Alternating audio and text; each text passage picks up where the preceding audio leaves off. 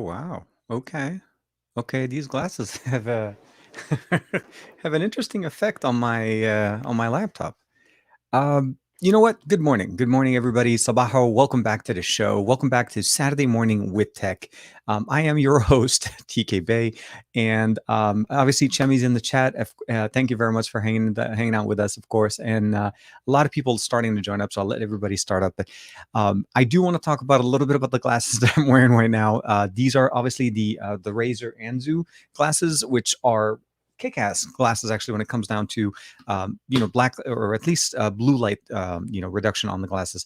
The only thing which I've never done before is use them with my laptop. Like I've used them with my PC, and I've also never used these lenses indoors. And it's a very interesting approach. So I'm looking at my display, as you guys know, with the live stream. Everything is kind of set up. Joshua Vergara, dude, good morning, man. Good morning. And I've never had to use it on the laptop, but again, with the lenses indoors, I can't see the display on my laptop. I mean, it's not a direct, like a line of sight. Like I think if I go straight, yeah, actually, so I actually almost want to I have to look at it sideways. But anyways, it's more of an effect of the glasses. They look nice, they sound nice, and they're definitely considered to be more of the smart, more sleek gaming glasses from Razer. And I'm actually enjoying them quite a bit with their standard lenses, which is what I liked typically. But I noticed that last week's thumbnail, or at least for the video, I did not show that they also included. Actually, they include a pair of replaceable lenses, so that's something that's very nice. So first thing first, they come in with standard transparent lenses. Those are the ones that I normally use, and that's for blue light rejection. But of course, they want you to be able to use them outdoors and still enjoy them. So exactly, it's like just Johnny Cage right there. Yeah. Um, but I didn't think that this was going to do this type of an experiment. Actually, let's do this. Let's do this. Let's try to fix this real quick. So the thing about them is that they're very nice and very simple to use. So the first thing you want to do is obviously just take them off. And they actually pop off very easily. So you can actually just pop the lens itself. So you could take off one lens and insert the lenses that you want to use. So for me in this situation, obviously I should be using the standard lenses. When I was outdoors, actually I think I'm putting it wrong here. So here. And here we are. So that basically is what you're supposed to look like, a pirate with an eye patch. No. So good morning, everybody. I see Earl's in there. Greg is in there as well. Let me put this little lens there. And I see Seth is in there. I got the prescription lenses. Oh, dude. Okay, so I need to talk to you about how were you able to get the dimensions correctly, because I am thinking about getting my prescriptions done for this, especially because I do use them a lot and I do use glasses all the time. So for me, I need glasses. Like right now, trying to read the comments, they're actually not that bad. They're legible. Got the they're pretty decent. So let's go ahead and put them on. So yeah, that's what I look like with them normally without the actual lenses being. Oops, I'll put them in here. And then they do give you this case again that you could keep these lenses in there. So you're supposed to basically change them when you're going out, but when you want to sit down and game, they're definitely going to look really, really nice. Salam Hamid is in the chat, of course. I see Joshua, everybody. Yeah. Oh man, exciting. Always. I always appreciate it. Look like Johnny Cage, dude. Honestly, it's one of those things I gotta say. It's fun tech, right? I mean, we have smart watches. We have. Yeah, and I do say smartwatches. And I will talk a little bit about the OnePlus Watch a little bit. They've done a couple of updates since the video I posted. And it's actually getting a lot better. The experience on it is getting definitely better. It still needs a little bit more, but it definitely is getting a lot better. I think as long as so, okay, here's a question. So Seth is asking how do they work with contacts? Sorry, let me bring back that comment. So the approach to this is very simple. The lenses that are included are not, they're not prescription. So as Josh was mentioning, you do need to pick up your own. And the really nice thing about them is that they are detachable or basically removable very easily. I mean, obviously they don't just fall by themselves, but you can actually just give a little bit of pressure on the corner edges and it comes off very nicely. So with with contacts, it should be pretty simple and you don't need to worry about the actual prescription side. I personally don't wear contacts, and I tried wearing contacts, but it didn't work. So for me, I always wear glasses. And as you guys know, there's the TK Bay look that basically I didn't realize that I had it till I started recognizing, or some of my friends recognizing me, that people I haven't seen for about a year since the situation kind of started, and they all basically like they see me with the face mask and they're like, "Hey, TK!" Like they can know it. They know exactly which one it is. These glasses are Bluetooth, so they have about a 5-hour battery life of usage, and they have basically the UV protection and so on. So the lenses for outdoors and so on. So they look really nice, and I like them very nice. Good evening, good morning, amen. Good morning, everybody. Welcome, Hamid. So here, okay. So Muhammad has a good, interesting comment. So here it says the glasses look like they're too big for your face, with big lenses and thick sides. So the function that you're getting with these lenses is the fact that they have basically built-in individualized speakers. So these are not just necessarily glasses for the sake of being glasses. There's a function for having these the options that we have in here. There's a touch sensitive control option in here. There's a charging port, individual batteries for each earpiece. And there's actually a speaker that's present right at the back that basically fires the sound directly into your ear. And of course, there's microphones. So they're intended to be gaming glasses. So essential, what you probably would be doing where you're sitting in front of a computer for an extended amount of time, you're playing games, you're reading or so on. This helps reduce the blue light. It also reduces some of the other information, some of the other, not necessarily radiation, but essentially, let's just show you what I mean. So here, this is the essential, basically what the visionary information that we're getting here. And it's rejecting the blue and the purple options in there. So the basic premise behind this is the ability of allowing it to help the eyes to get less stressed for extended amount of time. So we sit in front of computers for a long time, and gaming specifically requires having these type of things for an extended amount of time. So they have a gaming mode for low latency, for Bluetooth connectivity to your PC, so you can try to game with them. Although I feel like for fast-paced gaming, it's like for Call of Duty or I would say maybe Fortnite even, definitely. It gets the job done. The only thing about it is it's just not as immersive as over-the-ear headphones, and I'll explain to that a little bit in a little bit. Um, yes, yes. Josh has been rocking them for a while, and actually, I think if you went to the gym with one of them, right? It's one of those interesting. Definitely, they're. I'm not denying they're bigger. Obviously, it's a look that you got to be confident enough to be able to rock. Let's just say that. For me, the design for me is obviously there's two designs. There's a circular, and I don't know if Josh, you got the circular. This one's more of the squarish design.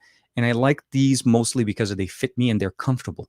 They may be a little bit thicker and a little bit big, but there's the size that is smaller than this would have made them very tight. And I don't want that. For something like this that I need to be able to wear for a few hours, and specifically when I'm working on a computer, it's great to give you because it gives you the ability of listening to your surroundings and still be part of the conversation. So for like conference calls, for calls or video calls and so on, you're able to hear the other side clearly. They can hear you very clearly, and you're still able to be involved in the surrounding environment sound. So this is very much an open ear experience, kind of like bone conduction.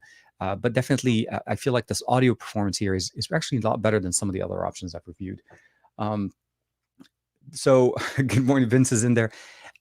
So yeah, it's been an interesting week. I've been actually doing, I did a video for you guys earlier this week on these, what they call the Huawei Studio, which are a pair of headphones from Huawei that are over the ear. So these are the FreeBuds Studio. Huawei's known for obviously their smartphones and so on, but they've also made a quite extensive list of FreeBuds or in-ear wireless headphone solutions.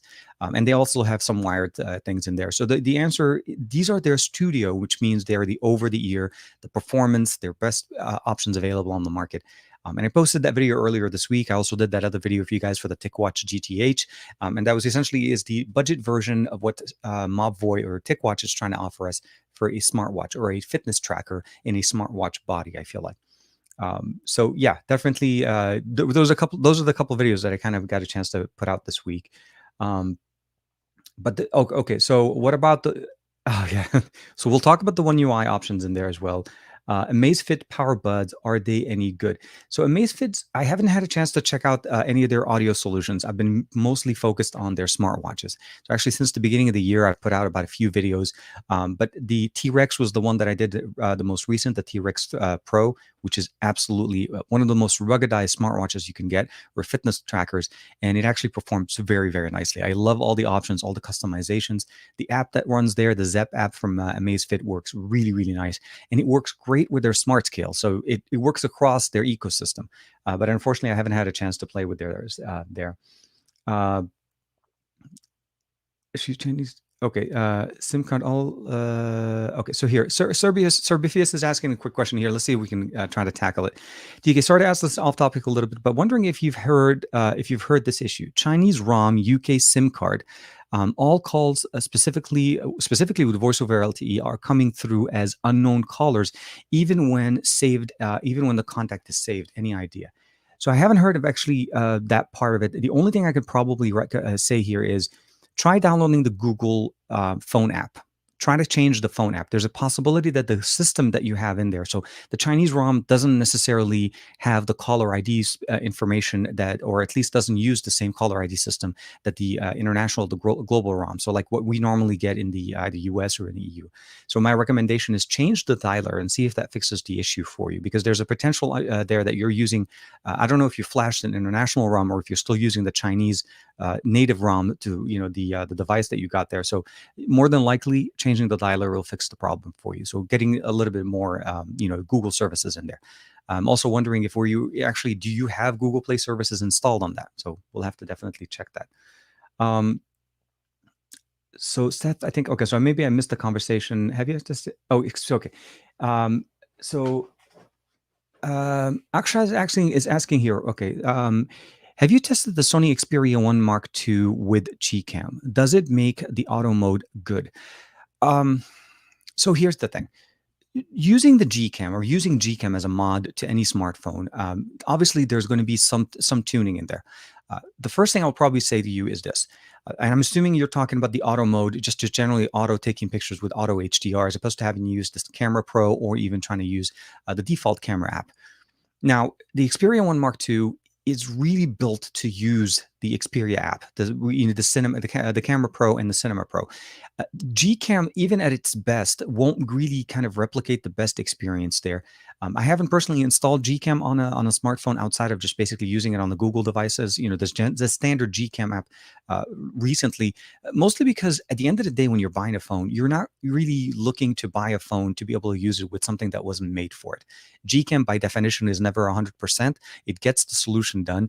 I would imagine if you're able to get one that's compatible with the Xperia 1 Mark II, it will perform well in auto mode, but it's still not going to be as good as what a Pixel would provide you, and it wouldn't necessarily be a good replacement for the Cinema Pro, because Sony put in so much focus on the Cinema Pro application and the Camera Pro application in there that you have so much control. And keep in mind, Camera Pro has an auto mode. There is a built-in auto mode in there that actually performs quite well. So my recommendation would be is, although if you're going to spend that much on an Xperia 1 Mark II, don't try to don't try to work it with a Gcam mod, because at the end you're not really getting the best experience. Everything with Sony is really decided, that specifically put together, and the Alpha team played such a big role in that. So I would recommend you just using the Camera Pro. And again, if you want to use the auto mode, and once that update gets pushed down, we should be able to start seeing the Camera Pro basic mode on the Xperia 1 Mark II in a later time, obviously. This is going to be an exclusive for now, at least on the Xperia 1 Mark III and the Xperia 5 Mark III. I would assume the 10 Mark III would also be there. They're using the Camera Pro as the default camera. So they're calling it essentially as a simple mode. And what that essentially means is some of the normal camera app functionalities, aesthetics that we normally get from our normal default app, but it's going to be part of the Camera Pro. So benefit of better processing, as of course. So hopefully that helps the question there. Wait, is that? Yes, it is. So this is the OnePlus Watch. So I have the always-on display. I'm trying to go through one power cycle of it with the always-on display to see basically how the battery life changes. I've been getting an amazing battery life with it without the always-on display, but the last update, which was a little bit of a surprise, by the way, because we knew that there was an update in April and an update in May. The May update was supposed to bring in all of the exercise modes and, of course, fix some of the concerns we were having with the step counting. But there was this intermittent update that they just pushed out, which enables the always-on display. Very nice. Very, very nice. So yes, one of the reasons why when I say smartwatches, I typically mean two. And when I was reviewing the GTH, I did the same thing. I had the OnePlus on the right and then the GTH on the left to be able to do kind of a comparison of what's going on as far as the step counting and, of course, syncing data and all of that good stuff. Let me see here. I think I may have missed a couple of questions. Xperia plus Gcam never mix well, as far as I'm aware. Sony Sony have so many DRM certification in there. Yeah, no. So this is the thing. Like I said, if you could find it, it would not replace or at least replicate the experience. But yes, when it comes down to the DRM situation, Sony has been known for that for quite some times.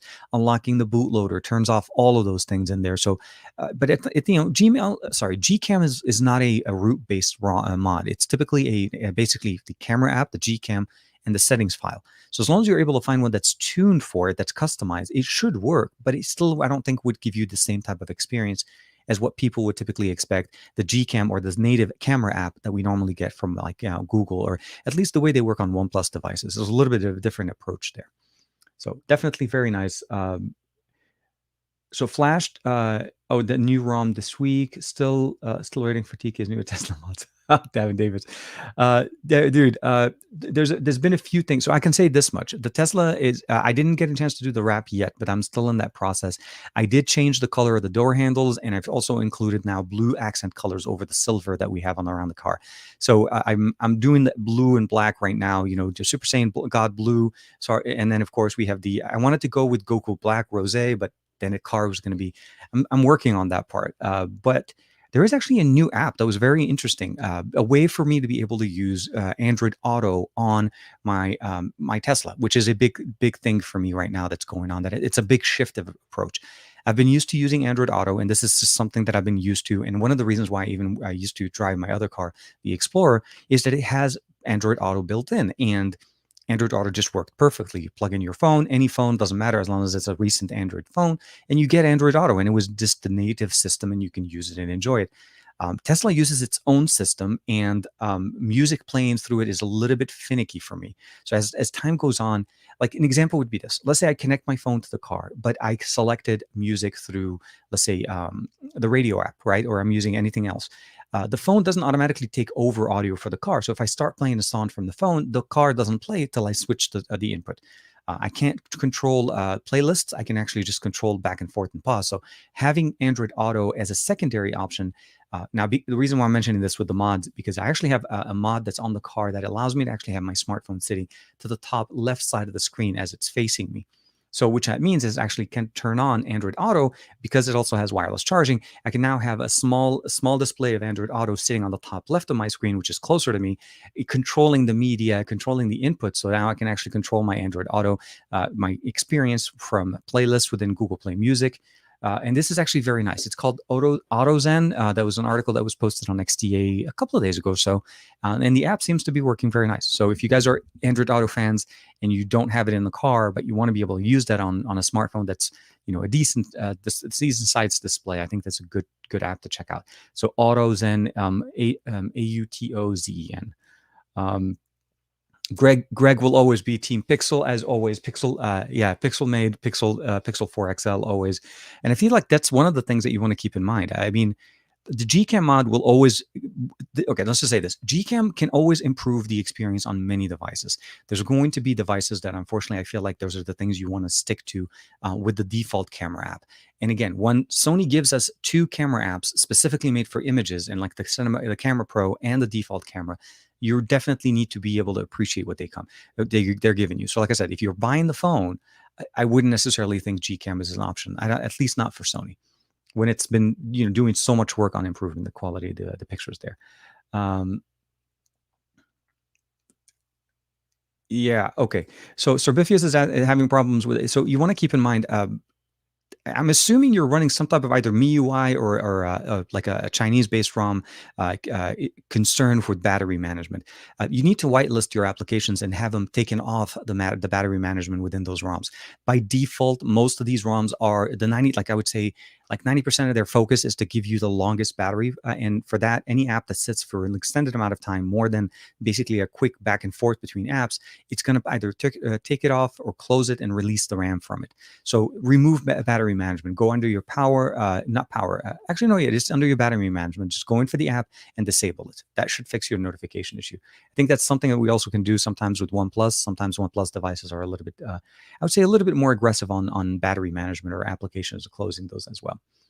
Oh, Joe's in the chat. Hey man, good morning. Good morning, Sabaho, everybody. Uh, oh, okay. I froze. Okay, let's not start doing that part. Hopefully I'm back. Hopefully we're back to normal. Is the Note 20 Ultra better overall than the S20 Ultra?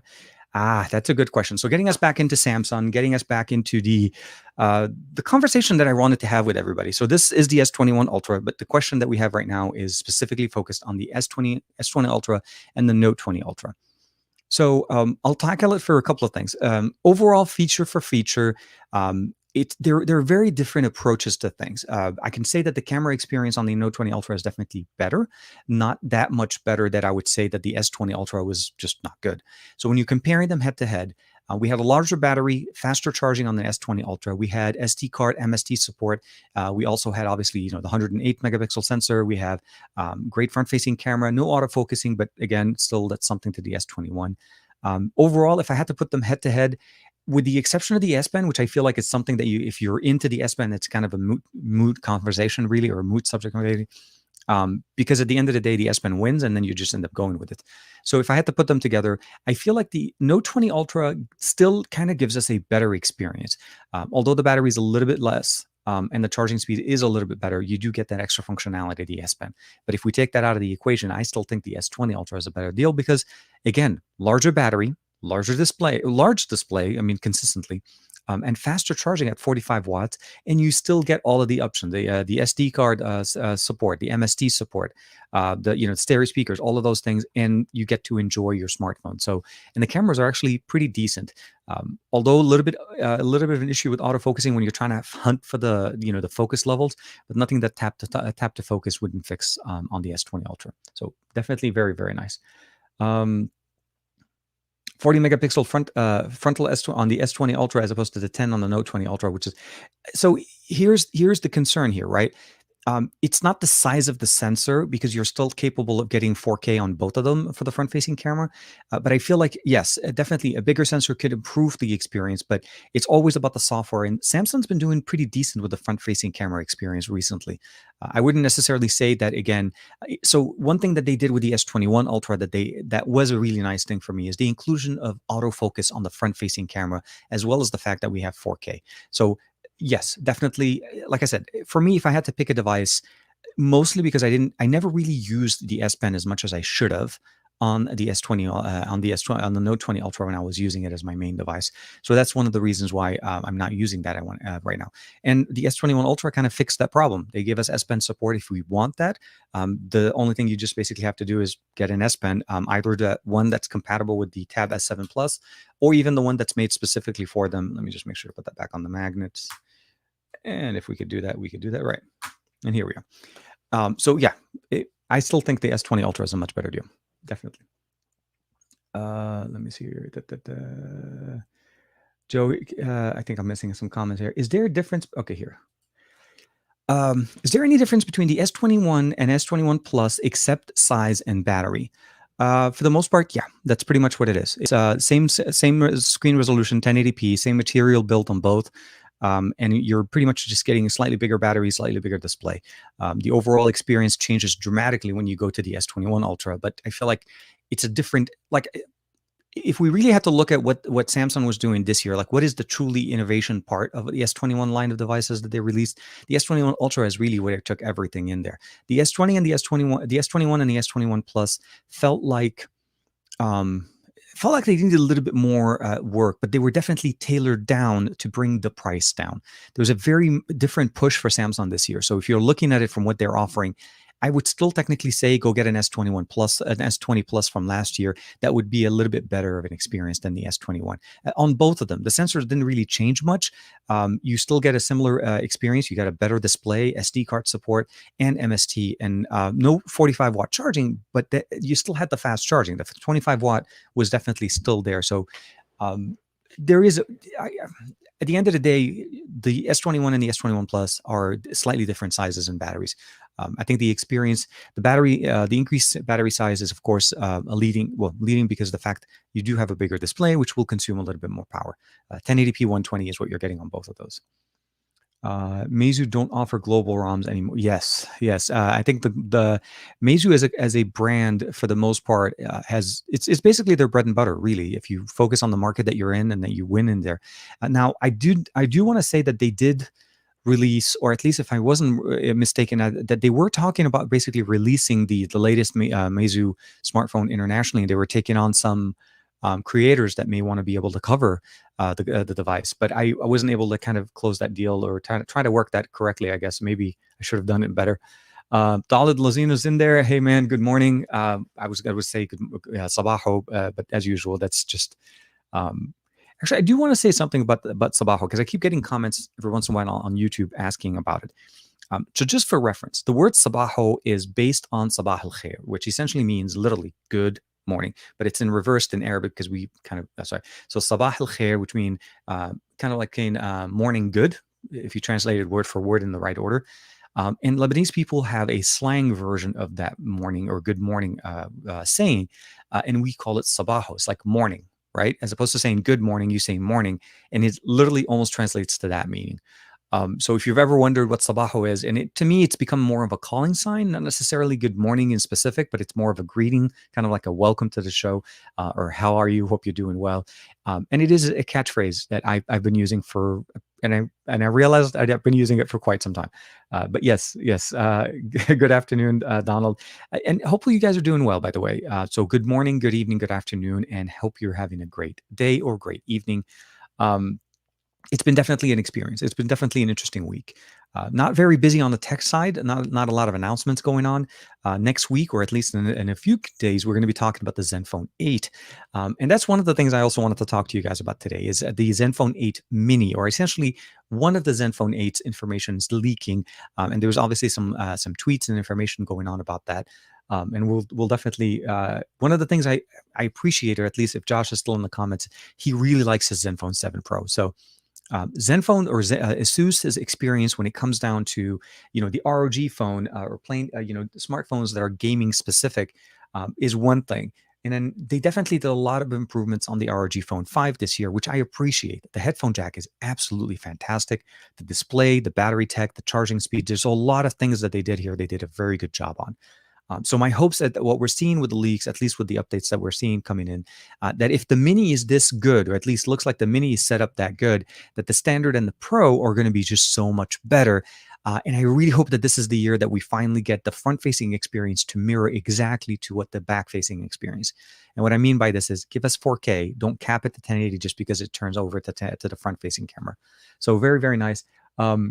Just kind of not to say like I'm going to read off just a list, but supposedly the Mini is going to have a 5.9-inch display. It's going to have 120 hertz. It's going to be a Samsung panel. It's 120 hertz, and of course, with the viscous glass on the front, under display fingerprint scanner, typical to what we will start seeing now. Up to 16 gigs of RAM, and of course, 256 gigs of internal storage. Well, I think everybody now uses UFS 3.1. 4,000 milliampere battery with 30-watt charging, as well as a 64 megapixel primary shooter, 12 megapixel wide, or so basically the wider view, and and up to 3 microphones with supposedly Ozo audio, which I'm not very familiar with. But the 12 megapixel will be the wide angle and the macro, which I think is the smart thing to do whenever you're trying to get. Don't add lenses for the sake of adding lenses. Many companies have been using the wide angle lens and to use that lens as a macro lens because it tends to have a much closer depth of field, essentially, so you can able to get a little bit closer to your subjects. What I'm excited to see, though, is if this is the standard, and obviously the Snapdragon 888, if this is the standard at 5.9 inches, and this is the Mini, so almost 6 inches there. So I'm imagining there's going to be a 6.5 roughly, and obviously something that's closer to the 6.9. So those would be the rough estimates there. RAM and storage, more than likely going to be very similar, but maybe improvements on the sensors. And again, I'm really, really hoping they fix that front facing. If they do keep the mechanism and everything running the same, they do hopefully on the higher end models give us that ability of using the 1080 the 4K on the front facing sensor. So very, very nice. Here. So sorry, didn't get this one.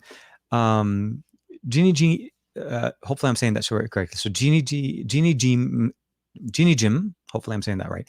Waiting on the S21 Ultra, and okay, I'm this close to putting my money down on my next on the NexDock. Oh man, that's an amazing combo right there. On paper, it looks like a powerful pairing for my need. Does the positive opinion of the NexDock still hold? So there is a new NexDock that's coming in, but yes, for DeX specifically, when it comes down to DeX, NexDock is a perfect companion system to any Samsung device that supports DeX. So this is the thing you want to keep in mind. The S21 Ultra offers a lot of things as long as you're really looking to use some of the higher end options, but you'll get the same experience on the NexDock with an S21 or S21 Plus. The NexDock, for what it offers, I feel like is still a great multitasking system. I would recommend definitely get a dock, some kind of a magnetic clip dock to the actual NexDock, so that you're able to mount the phone in a good position as opposed to having kind of wires going all over the place. I apologize there. And the best way to explain it is it's just seamless. Your phone still functions as a full functioning phone, and you're getting the full DeX experience on the NexDock and the ability of sharing data, using your information, and then keeping your smartphone charged. So, yes, the NexDock 2 is definitely the one to go. I wouldn't go straight with the first NexDock, mostly because of the improved touch response on the keyboard. The speakers are a little bit better, not that much more, but I feel like that if you had to go with one, or you can go with the NexDock 360, which I feel like that's the next one that's going to be released. It's the one that turns or flips over to the other side and also supports touch.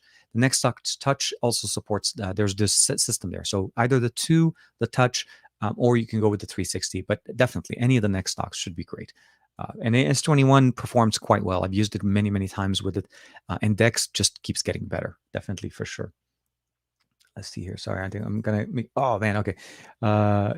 Yes, Samu Sam, hey man, good evening, man. Hope you're doing well. Rinesh is in the chat. Hey man, hope you're doing well as well. I think let me see here. I think I skipped a few comments here. Let me see here. If Meizu is to release an 18 Pro globally, I hope that I'll be able to flash that ROM over on the Chinese device, similar to the Xiaomi before they blocked it because of resellers labeling devices as global. So yes, and then believe it or not, I think some OnePlus devices are also sometimes sold that way. If you've ever looked for trying to find a good deal on a OnePlus device, and especially from Chinese sellers, be very, very wary of the brand, or at least the model number, because it's essentially what we many times I've seen essentially is a Chinese branded version of the device, so a Chinese model, and then they basically rebranded. Now, obviously, the ROM will work and the cameras will work. Obviously, the hardware on that sense doesn't have a problem. It's typically the band support is very different. But yes, definitely very much. Jermaine's in the chat, man. Hey, man, hope you're doing well. Let me see here. Did I miss any comments? But if I think I'm getting tired of One UIs. Okay. So Javier's actually has an interesting statement here. Okay. So I think I'm getting tired of the One UI software. I think the cameras are great in general, but I always feel like I want something different that isn't mainstream US. So One UI by default, Samsung has done a very interesting approach to One UI this year. And what I mean by this is specifically when it comes down to Good Lock. If you've ever used Samsung devices, you probably have heard or may be familiar with the app called Good Lock. It's a Samsung customization app, or at least it's a launcher for customization apps that they're able to use, or they allow us to use on specific devices in specific markets, because Samsung's also kind of very much focused there. But the approach that we've seen there, or the changes that they've done there, and like an example would be here. They used to have a module called the recent changer, or basically task changer, and that was removed with the update to the S21 Ultra, or at least the One UI 3.1 that we have. And what ended up happening there is that became a module that's built in to their home app that enables us to customize their home launcher. Now, to me, what they're doing is really giving us a very integrated solution, even though it's a solution, but then the reason, kind of like long story long, kind of, I'm not trying to take it too long. I personally use Nova Prime. Okay, so as a launcher on any device that I end up using for an extended amount of time, Nova Prime is my launcher, unless there's something going on with the launcher, the built-in system that's on that phone that doesn't allow me to do so. So for Samsung phones, it's been Nova for a long time.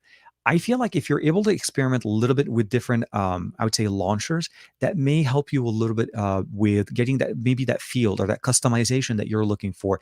That is standard. Let's say One UI, Oxygen OS, Color OS, or MIUI isn't providing us. And the benefit, of course, there is that it's so highly customizable that you literally can two people with the same launcher can make two systems look very different. It still supports gesture because Samsung did unlock that option with the recent update to One UI, enabled us to actually use native gestures, not customized, not a different form of gestures. So basically Android 11 gestures on our device. So try Nova Prime or try some of the other launchers on the market and see if that helps. If you still like the hardware and the camera experience that Samsung's offering, because that doesn't change with the launcher. It's just mostly that main UI element that you're normally used to seeing and you live in, day out on a smartphone. Hopefully that happens. Good morning. I think, yes. So for Jermaine, for me, it's right now, what is it? 11:15. So it's about 11:15 a.m. Pacific Standard Time in the on California. So the west coast of California. So anybody else, obviously, depending where you guys are. That's why I think Donald was saying good afternoon. I think he's more on the east coast of the country. So depending where you are, it does change a little bit. Hey, Jermaine, man, hope things are going all right. Let me see here. I think I read that comment there. So here, yeah, actually, this is an interesting. So, Rajoria, hopefully I'm saying that correctly. Sorry, a 3,300 milliampere battery on the Z Flip 3 is, especially when it's going to support 5G, is a very concerning thing. If that is truly going to be the end up the size of the battery, I feel like I know. So I'll say this much: I realize that they're constrained, or their system is limited by the amount of battery space that they're able to actually put in there. One thing I would probably say, though, is at the end of the day, when you're looking at a smartphone, the Z Flip is a smartphone that you probably are not necessarily thinking of it as a solution to replace what a flagship. Like, it wouldn't really be, for me, a replacement for an S21 Ultra, even if it is a foldable display. It's really, so I do apologize for that one. It's really trying to give you a folding display experience and a more compact experience there. So the display obviously is not going to pull as much power, but I'm worried mostly about the modem. And of course, if they end up going with the 888, the power draw that's going to be coming up in there, especially with temperatures when you're using it for an extended amount of time. Let me, yeah, interesting. Oh, man.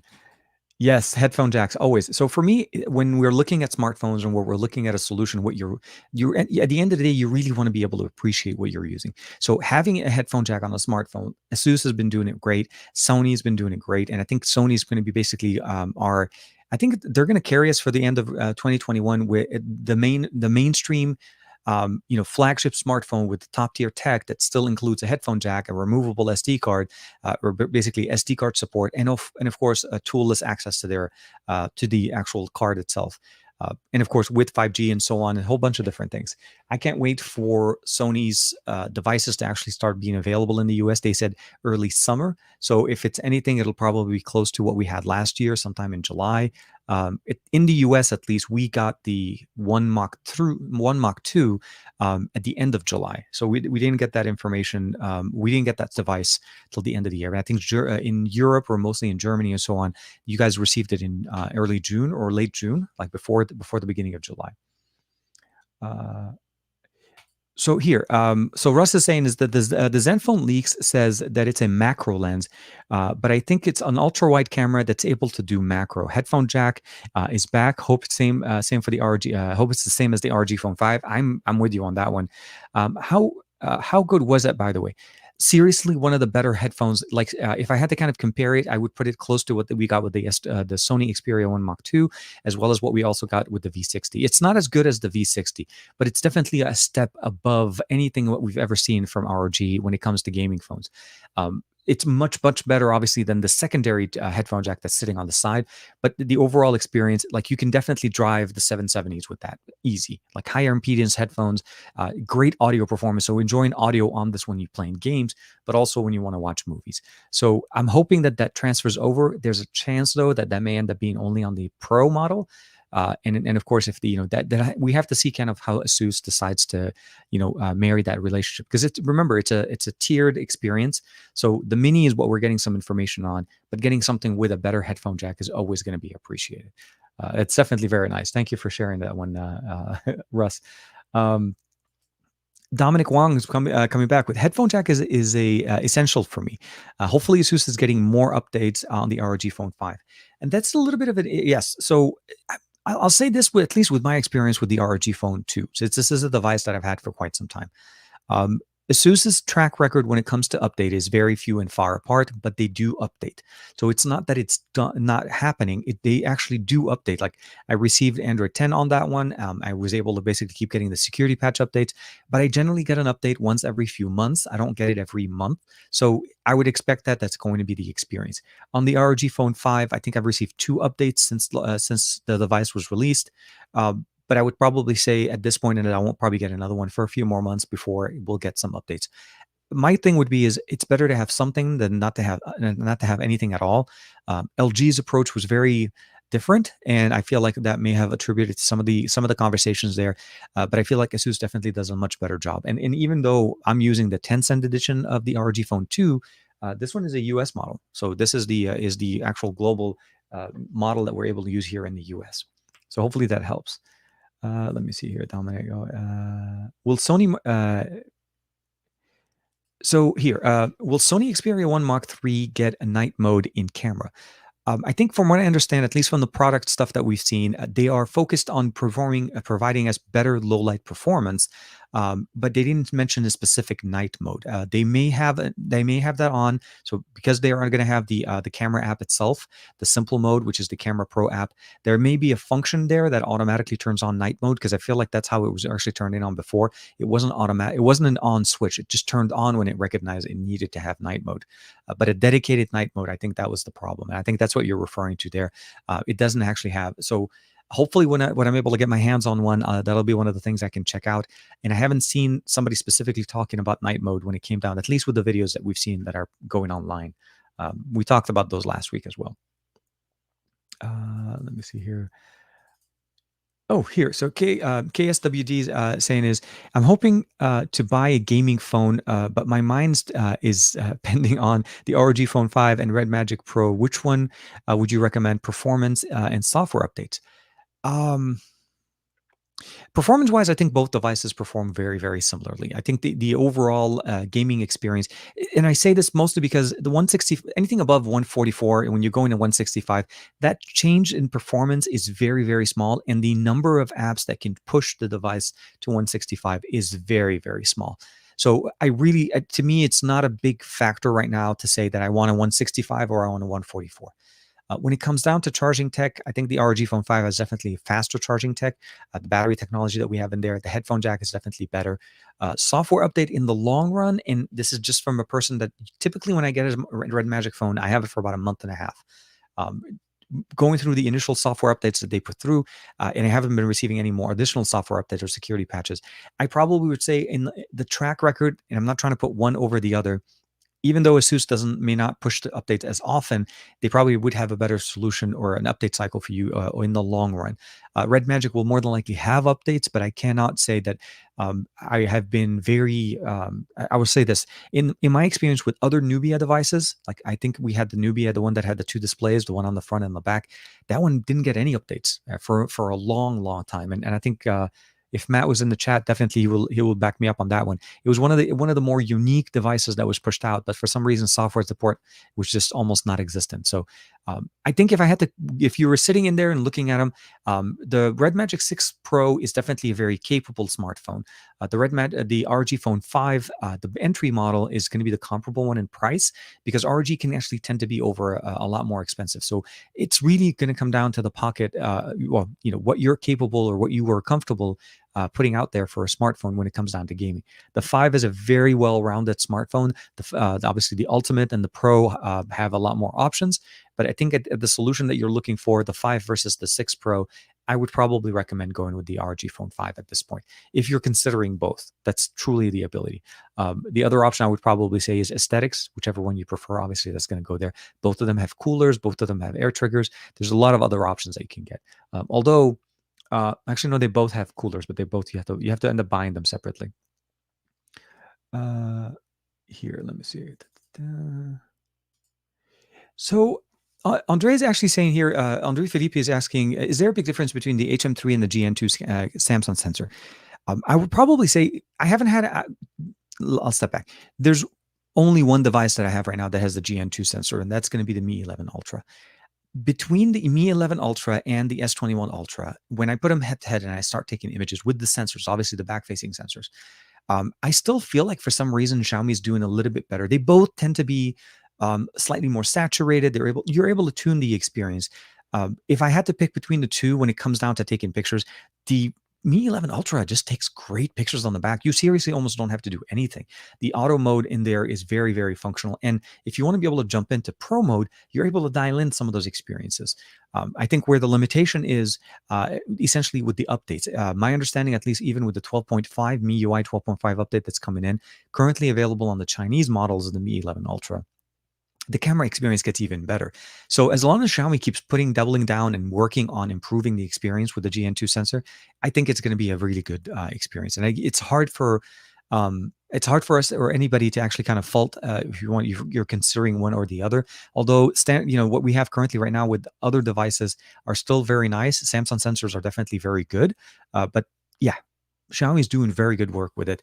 I just want them to activate the rear display for video mode so that we can finally start working it in the right for creators essentially. I mean, we have a display that's capable of actually playing back images and so on. So there should be no reason why we can't see it.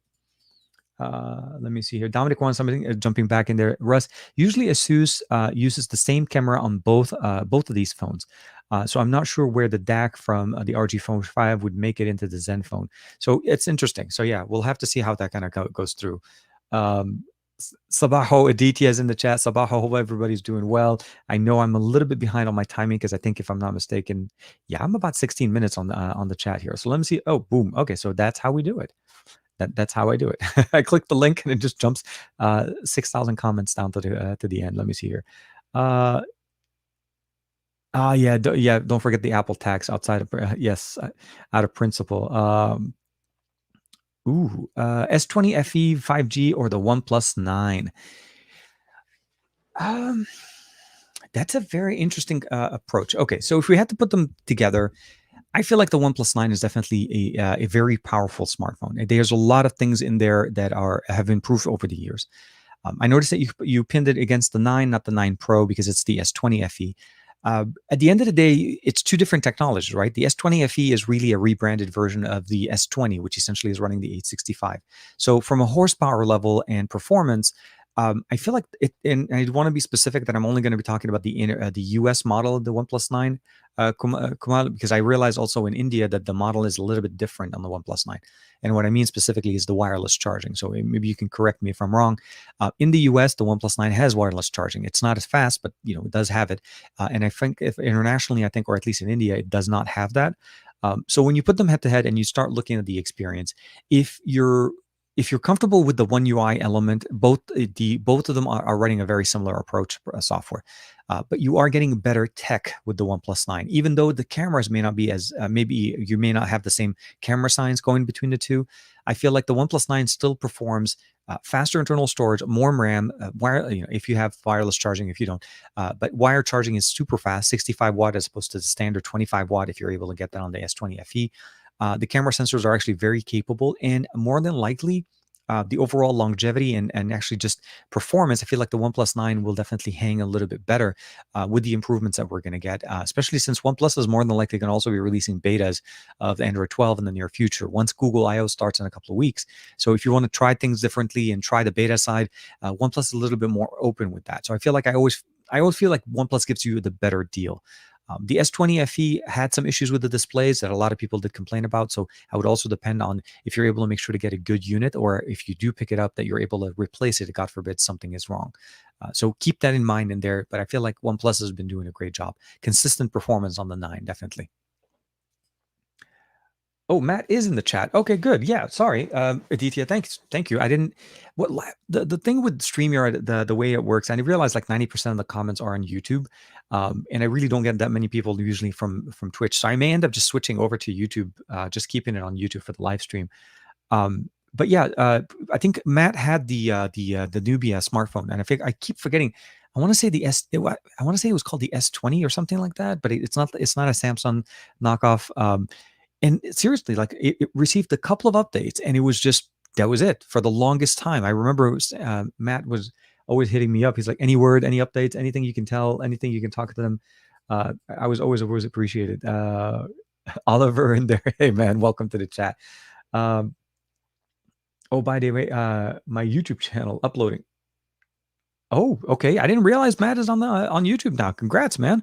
Um, Matt's been playing a lot of Call of Duty. I've been actually trying to bring up my Call of Duty gaming experience. So I've been doing the incredibly bad decision of going into basically battle royale solos, uh, and I that's just the wrong answer. It's great, but I'm not at the level to be able to just run that by myself. So I need to set some time up, and I think I want to be able to start playing more games and try to work the timing. Um, the thing about it is, I play Call of Duty, but I also play a lot of Call of Duty multiplayer on Black Ops, more so than Warzone. And the timing between Matt and I and everybody kind of like trying to work it, because we're also playing with Val, it gets a little bit hard. So I got to work that in there. Always. Matt is putting in the grind. And speaking of which, Matt, how did the match go? I saw you tweeting about it, but I didn't hear any of the answers in there. Um, Yes. Yeah. No. No. No. I think we're all waiting to be able to kind of try out the brand new Xperia One Mark III for sure. For sure. For me, 4K 120 on the display is going to be crazy. Aditya, I constantly, TK constantly being in awe of how far behind of keeping up with the chat is a mood on itself. It is. It is. It always is because I typically, like because we're going Q&As, right? So we're going question and answers and so on. So for me, if I answer one question, I'm literally behind, and I typically don't look at the timing. But today, for some reason, I decided to look at the time when the comment was posted and what time it is now, since they're close enough for me on the screen, and that's how I'm starting to realize how far behind I am. But yes, definitely, I appreciate Aditya. Um, Catches me on all of my little things, man. Oh man, the Thursday show was a very interesting show for sure. So if you guys haven't had a chance to catch it, the best of our week show on Thursday this week, we talked about gaming phones, kind of like what we're talking today, a little bit with the ROG Phone 5, and of course with the Red Magic device, Red Magic 6. I don't know why I call them device, but yeah. Uh, I'm going. Oh, so Matt's uploading more Warzone gameplay on YouTube. Definitely, man. Always. Chemi saying I'm playing cover fire in the wing because it has it has a mock of 20 for 25 seconds. Okay. Anyways, it would be able to set some many times the gameplay lately. It's been a little bit hard. Timing has been interesting. Um, is it better than an iPhone? Okay, so Pro Siam is asking. I'm assuming you're talking about the S21. I would probably say, in my experience, yes. I feel like Samsung's experience or Samsung's approach to smartphones is at least still gives me the Android experience where I'm able to enjoy some of the Android applications and functions that you are just not. You're going to be very much limited to what's going on the customization level. I think iOS 14 has definitely got a lot better. What we're getting with the ability of getting the widgets and customizations, the overall drawers on the right, but I still don't think it still feels to me like the UI elements of the first iPhone or the first iPod. That main system there just really needs to kind of open up and allow people to customize, and they can make a lot of money off of it. Give people what they want, customizations and uniqueness in their UI elements. So definitely very interesting. Davin is in there. TK, if someone wanted to a gamer phone on a budget, Black Shark 4 or Red Magic 6. So Black Shark did an interesting approach to the Black Shark 4. So Juan pushed out a video on that, and this is a really good one if you guys want to catch that. And I see. So what they decided to do is they went with the Snapdragon 870. Now, the Black Shark 3 ran the Snapdragon 865 last year, and the Black Shark 4, the 870, essentially is an overclocked 865. So, what I would probably say from the way things have been going on in 2021, at least with the Snapdragon 888, with the heating concerns, I feel like the 870, the Black Shark 4, will probably do a little bit better from a thermal management perspective than the Red Magic 6. On the other side, though, if we had to kind of bring in what Red Magic does, Red Magic 6 has a built-in fan. There's an actual fan inside of the phone that circulates the air over the processor, allowing us to have better thermals. But they also sell that dual-core RGB cooler that you're able to mount on the back of the smartphone. So it's really kind of a toss up between the two. If you had to pick one and you want to basically have a really good experience, I think Xiaomi and the Black Shark 4 is definitely going to be a great experience. I feel like Red Magic, because it runs more current, SoC processor. Obviously, the 888 is a more powerful processor than the 870. They both support 5G in the markets, depending which one you're able to pick up. So those are things that you want to keep in mind and at least appreciate what each companies are offering. Price point though, I feel like the Black Shark 4 may be a little bit cheaper, and I think the Red Magic 6 is again more powerful, but you are going to run with a little bit more heat. So hopefully that helps with the there. But if you want to be able to check out that video, of course, Juan pushed that out. I think was it Thursday morning, if I'm not mistaken, or midday on Thursday. For sure. Yeah. Matt is, when it comes down to Call of Duty and Warzone, if you guys love watching it, Matt's approach and style of playing that is just crazy. He's really that good. He carries any team that he goes in with very, very nicely, and it's a lot of fun to play. He and I, obviously, most of the time we used to play Plunder and just kind of going in there and then tag teaming it. But if I want to go into basically just standard Warzone or just playing it, I feel like he's a great teammate to have. Always appreciated. Bo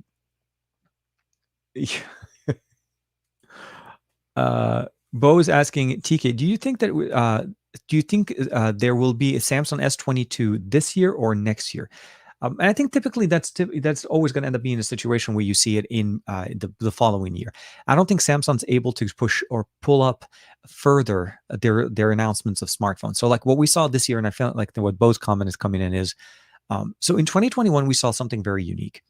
At the end of 2020, we saw the announcement of the Snapdragon 888. Xiaomi announced the Mi 11 in December and made the Mi 11 available in mid-January.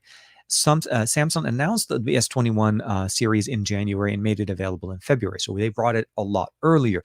They didn't tie it into the timing of where CES was, but they literally waited a couple of weeks and then announced their devices. I don't think they're going to be able to put up that much more before, that much sooner. I feel like the release of the chipset or the availability of the chipset is typically so late in the year that even if they had access to it with exclusivity, they wouldn't be able to push out a phone and they wouldn't want to necessarily start competing with it. That being said, we won't be having a Note line of devices in 2021. Samsung has announced that the Note line will be postponed from this year at least. And what that essentially means is that they're pushing the Note line to next year, and more than likely it's going to be called the Note 22. We're skipping the Note 21. But I don't think the S21 or the S22 will be kind of touching. It may be earlier. We may have it in January, but I feel like it'll still be in next year's lineup as well. Russ is back with another one. TK, may I ask if I'm going to get the V60, which carrier is the best, and if I do intend to unlock it, would it be compatible with the carriers that are more international? So I would probably say either the T-Mobile, the AT&T one, if you're able to get it unlocked, not the Verizon one necessarily, because that one, even with ultra wideband, I think ultra wideband is not supported everywhere. For me, with the T-Mobile model, I had it unlocked directly through T-Mobile since I used them, and it does work quite nicely. So for me, seriously, I would recommend it. I haven't been able to take it with me internationally since technically it kind of started all right at the beginning of the current situation. But I would probably say the T-Mobile model would be the best option. And sometimes you're actually able to find it. If you're able to pick it up used, you may be able to find it actually unlocked already for you. So yeah, I would go with the T-Mobile model. If there's one that you have to kind of pick for, go for it. Oliver's back with, I feel like the Black Shark might be better. I guess Xiaomi will update the phone more often. My Red Magic 3 has gotten less than 10 updates since launch. So there's that conversation as well. So you want to be able to understand or at least see the approach. So Xiaomi does push out updates. I agree with you, and I'm totally with you on that. But their updates tend to kind of start getting some more spaced out as time goes on. So where I feel like Xiaomi may do a better job on updating the smartphone, again, at the end of the day, once you get let me take a step back. Both these smartphones are good in their own respect. It's going to come down to basically the overall experience and long-term experience when it comes to software.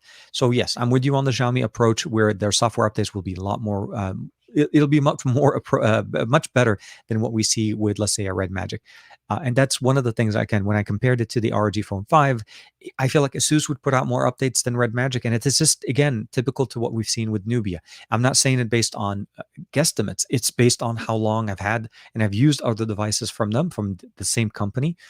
As you know, Red Magic is a Nubia brand. So yeah, for sure. If you're looking at something like that and that's a concern for you for updates, yeah, for sure, that's going to be the. I think Black Shark will definitely have much better. Again, it's much better on thermals. It's running an 865 architecture, separate modem from the processor. Performance is going to be almost on par with what you got with the Black Shark 3, maybe a little bit better. And you definitely get now the triggers, the correct triggers on the standard model, not just on the Pro model. So it's not a touch sensitive response. It's actually buttons now on the standard model, which is very nice. And Juan Carlos has that one right now that he's been playing with. Pushed out a video on that one as well. So okay, so here's Shashwat, hopefully I'm saying that correctly. Durability on smartphones, specifically gaming phones. And I'll say this because I'm sure everybody, or at least at some point, a good number of us here have seen what Zach from Jerry Rig Everything did with the ROG Phone 5. The phone crumbled, it broke, and it's essentially a structural issue because of the design of the smartphone. And they did the same thing with the Lenovo, same thing, like he barely did anything and it kind of snaps. So durability, from the sense of when we say durability, I'm not expecting the phone to just fall apart in my hand. So that's one thing. I purposely make sure that phone is never put in a back pocket without a very rigid case. So I always make sure that I'm not sitting on that phone because of that concern that I have in there. I've had enough problems with the ROG Phone 2, which has a similar approach. That side, and I don't want to take it off, but mostly because I can't take it off right now. But the side approach here, that secondary connector here that we have, for them to have those connectors, they had to make an opening, which means the frame of the smartphone has a hole in it. It's not a solid piece of metal, and that brings in vulnerabilities. And unfortunately, when it comes down to gaming phones, most gaming phones have very similar approaches. They have something extra on the side to add extra functionality. So at the end of the day, what I'm trying to say is it's not a concern for me that it's going to just fall apart, but it is on my mind when I'm using the ROG Phone 5 that make sure that at least I don't put it in a position where I could damage or basically bend it. Because once you bend a phone, it's almost impossible to bring it back. And I did fix the display on the ROG Phone 2 with the slightly bent frame on it, and now the display just kind of pops. So I have an opening on the front, on the top and bottom on the ROG Phone 2, and I'm literally just waiting for it to kind of pass out before I'll be able to kind of transition into the next one. But it is something on my mind. I'm not worried. If I'm considering getting the ROG Phone 5, that's not something that's going to stop me. Because almost any smartphone, if you put enough pressure, you can definitely damage it, if you really think about it. But for sure, it's something to keep in mind. Let me see here. I think I may have missed it. I feel like, but yes, thank you, Oliver, on that one. So Davin Davis is saying Matt's secret is to let his spirit let his spirit does his training for Warzone while he sleeps. I feel like he doesn't sleep. I don't think Matt has, like, seriously, some of the times the sessions that we've had in the past are typically where I feel like, obviously, where his family is already gone to sleep, he's sitting in there, and so he plays really, really late. And I think those are the things. There's a dedication there a lot more than some of the other I think other players, at least even myself. I typically will play, maybe clock in maybe about half hour, maybe about an hour spread throughout the day if I'm able to put some time in it.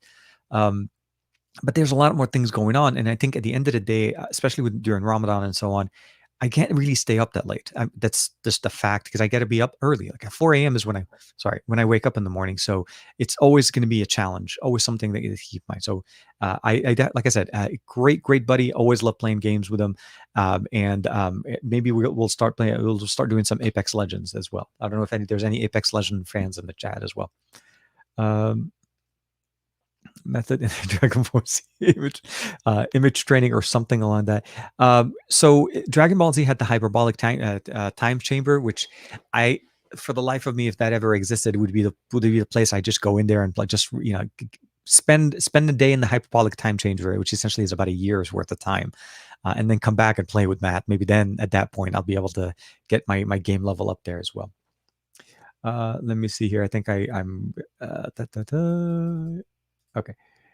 Russ is back with it. Thanks, TK. Hope to get it with the dual screen. What screen protector do you use compatible with it? So for the screen protectors, you need to go with non-glass screen protectors if you're trying to find one. If you're using it with the dual screen, if you're going to think about getting it with the dual screen, the non-glass one works a little bit better, especially since you can use it on both displays and it doesn't create a very rigid closing. Because remember, when you put a glass protector on the smartphone and you try to close it, it's intended to be without a glass protector on both. But for me, I found that the non-glass protectors work better. So those usually are much, much better on that, especially because the thickness is usually not as bad and they tend to be a little bit more flexible. Oliver back. Okay, so a small addition to my software argument. Xiaomi phones have a huge ROM community. In my opinion, Mi Mix has ROMs with Android 11 still actively worked on. So yes, again, Xiaomi as a company has definitely had a lot more, but you have to keep in mind that there's so many devices. So yes, the Xiaomi devices, and of course, Black Shark. Poco is a separate company now, but essentially at some point they used to, but they're still using MIUI. There is a big community when it comes down to software updates, and they do typically push them out a lot. So those are the things you want to keep in mind. So I feel like in that experience, that's why the Black Shark 4 would definitely win more. Red Magic and just Nubia for me, it's just I'm not saying it's a bad experience. Just don't get me wrong. You're not going to be stuck with a phone that doesn't work. But if a feature that was supposed to work, like with that specific smartphone, I felt like there was issues with the camera that was just never resolved, the dual display. I feel like the Red Magic 6 is good enough on its own where it is right now. Just again, don't expect it to be a super updated smartphone for the extended amount of time that you're going to have it. It'll be few and far apart when it comes down to updates. But definitely Xiaomi and Asus would do much better. I feel like even Xiaomi may do maybe better on that. And the reason I say that is you're also able to download betas on their ROMs for MIUI. Like I said, the Mi 11 Ultra in China right now is running full stable MIUI 12.5, which is again one of the things they announced with the Mi 11 Ultra on stage, but we haven't seen. So those are the things that I'm looking forward for. So totally with you, Oliver. Always nice. So the Black Shark 4 is a very nice budget gaming phone. For with the 870 is much better controlled for heat wise. Absolutely, yeah. For again, one of the main appeals that I'm having there. The only difference, which is where I'm. This is the thing that I always kind of want to make sure that emphasize it. The difference that I'm having with it though is. Being that it is, for the most part, an overclocked 865, would you consider going for a Black Shark 4 or would you go with a Black Shark 3 Pro? So here's the difference. You get a bigger display. You're getting the higher refresh rate as well.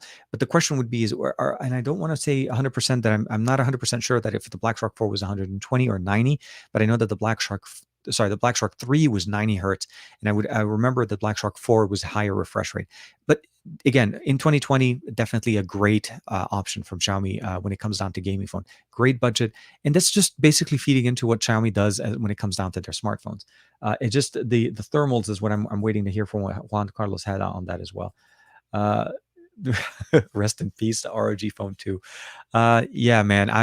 Mine is literally on its last leg. I told Omar, I said, if this phone breaks, there's just no coming back from it. So I'm just letting him know now. So it's one of those things that you kind of like you feel bad, but it is true though. I mean, realistically, I've extended its life after the initial injury as much as possible, and it is now running on its last leg, man. Um, so Matt jumping in with Apex is so much fun. So I'll say this. I thought I had Apex Legend, but apparently I don't have Apex Legend. There is the free-to-play model, and I don't know if that's the one that you guys are going to be jumping on there, or you could just download one of their special edition ones. It's not that expensive. It's about $20 for those. But I feel like that should be basically one of the next games I play. I've been dabbling a little bit more with Fortnite on the PC, so that's something that is also something I decided to kind of go back. But I feel like Apex is that combination of Call of Duty and Fortnite, but almost in the middle. Gives us the fast action movement that you want to get with Call of Duty, with slightly better graphics. I'll say a lot better graphics than what we get with Fortnite, but different, similar game mechanics as Call of Duty, but there's more gaming, more jumping, more over the air. So the experiences, I will have to start building up or ramping up on there, and I'm hoping that they have DLSS support as well, so I can definitely enjoy playing it with VSync, with the 2020 80 Ti that I have back there. Um, So Oliver's comment back here is, in a durability standpoint, I can proudly say that my Red Magic 3 has survived 3 falls and 6 meter from up to 6 meters into solid concrete, and a bath in Turkey in the long story, the turkey bath. Yeah, so I'm actually surprised it survived in the Turkey, because those things are very, very, very warm. Turkish bathhouses are very that's an episode. That's a topic for a different episode, and still a full display in there as well. Davin, okay, so Davin Davis is jumping back with TK. Are you looking forward to the Samsung Fall announcement? While I think they will be solid devices, I don't think much of excitement is going to be coming. So for the fall announcement, when it comes down to the smartphones, we pretty much already know what's going to be announced, right? There's going to be the Z Fold 3, the successor to the Z Fold 2 from last year. We're going to get S Pen support on the Z Fold 3. We're going to see the Z Flip's going to have a Z Flip 3, which is also coming up very soon. And those are going to be primarily the biggest flagships. There's rumors coming up about the S21 FE that's going to be coming out later on, and that could also be a solution as well for some people that are looking for a little bit more of a budget device from Samsung that isn't necessarily an A series, right? If you're going to go stick with the S series, but go into the budget version, the FE model will come in. Am I excited for what's coming up? I'll say this. The Z Fold 3, for the most part, getting S Pen support to it is nice. I'm interested to see how they're going to do it. Am I excited for that part? Not necessarily. It seems like the mechanism, at least, that we're looking here, if there's true... So I'll say this: rumors are going to be rumors. There's the trifold that people are talking about potentially. There's going to be, obviously, the Z Flip is going to be an updated internals experience, but for the most part, the same clamshell experience that we got last year. The FE, maybe that would be the most excitement I would probably look into, what they do with the S21 FE and how do they tailor that experience, being that the S21 was considered to be what the FE would have been if they had released the standard models the same way they did with the S20s last year. So am I excited about it? A little bit of mixed feelings right now. Am I looking forward to hearing about it? It's definitely always excited to hear new tech. I'm just not sure how they're going to approach it. But we'll have to see how they go. KSWD saying some YouTubers are saying that the ROG Phone 5 not using full power on CPU in Amory Create. Okay.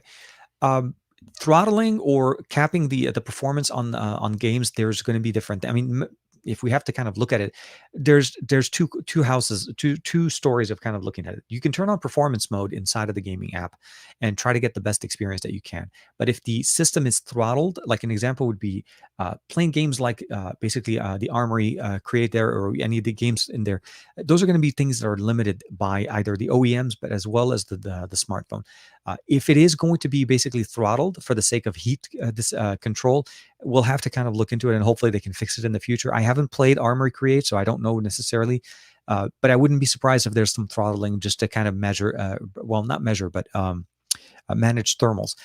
Overall, if you play with any Snapdragon 888 with an extended amount of time, unhindered or basically unthrottled, you're going to get some heat issues, and at some point the system will throttle itself to reduce the heat. So there's going to be some issues there. The 888 is a very interesting chipset. It's capable of providing some gaming experiences that are very good when it's married with a really good cooling solution. So ROG is definitely a decent gaming phone. Again, the 5 is the entry level, so keep that in mind. And then there's the Ultimate and the Pro, which have different materials on the back as well. So we'll have to see how that kind of goes.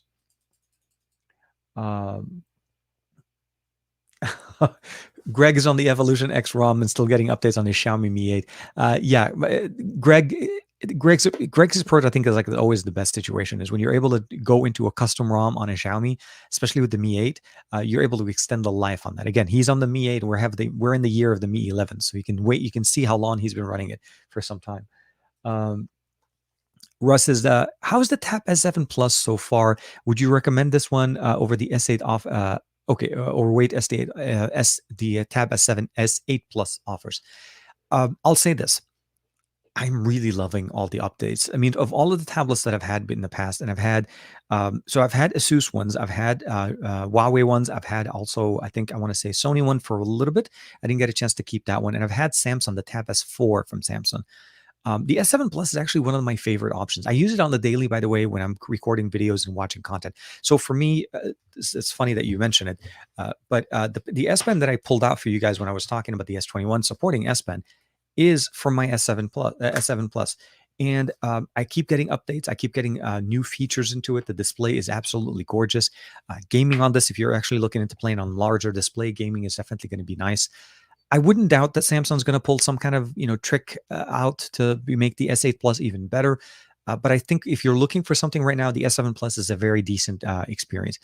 If you're able to wait, you're always going to obviously get the best experience with the next generation. But it depends on your needs and how quickly do you want to be able to get it. Maybe that's the solution. If you need to get something like right now, I feel like it's a good one. And I had a conversation with somebody over on Instagram recently.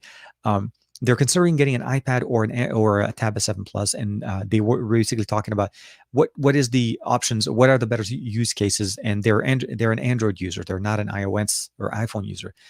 So I kind of, like I said, I still think the S7 Plus is a very good tablet, and it has served me quite well. Good Lock works on it in the US, and we have a lot of customization options in there as well. The fingerprint sensor works great as well. Okay, hold on. I thought I missed it. Oh. always.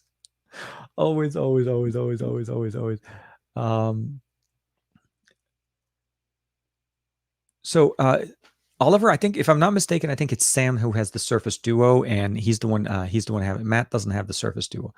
Hans is asking, okay, so here's a good question. So Hans is asking is, I'm switching from a Note 20 Ultra to the Xperia 1 Mark III. Do you think I'm going to be missing anything from Samsung? No. Because you're going to keep the SD card. So you're probably going to get slightly faster charging. It's up to 30 watts on the 1 Mark III. You're going to get better cameras on the back for sure. You're obviously not going to have the S20, the S Pen, but you're going to be gaining a 4K 120 hertz refresh rate 4K panel. So there is already a massive update into the technology that you're looking for when it comes down to content consumption, because you're looking at a very high refresh rate, very high quality, basically gaming ready display, and the cameras are going to be absolutely fantastic. I have no doubt that the cameras on the back of the 1 Mark III are going to be better, if not good, but better than the one we have on the 1 Mark II. And of course, I'm really looking forward to checking out and using, not that I like the name of it, but the simple mode within the Camera Pro, because I want to be able to see what Sony Alpha Team's approach have been brought down and how are those optimizations done. And supposedly, we're going to be getting better front-facing images with this optimization.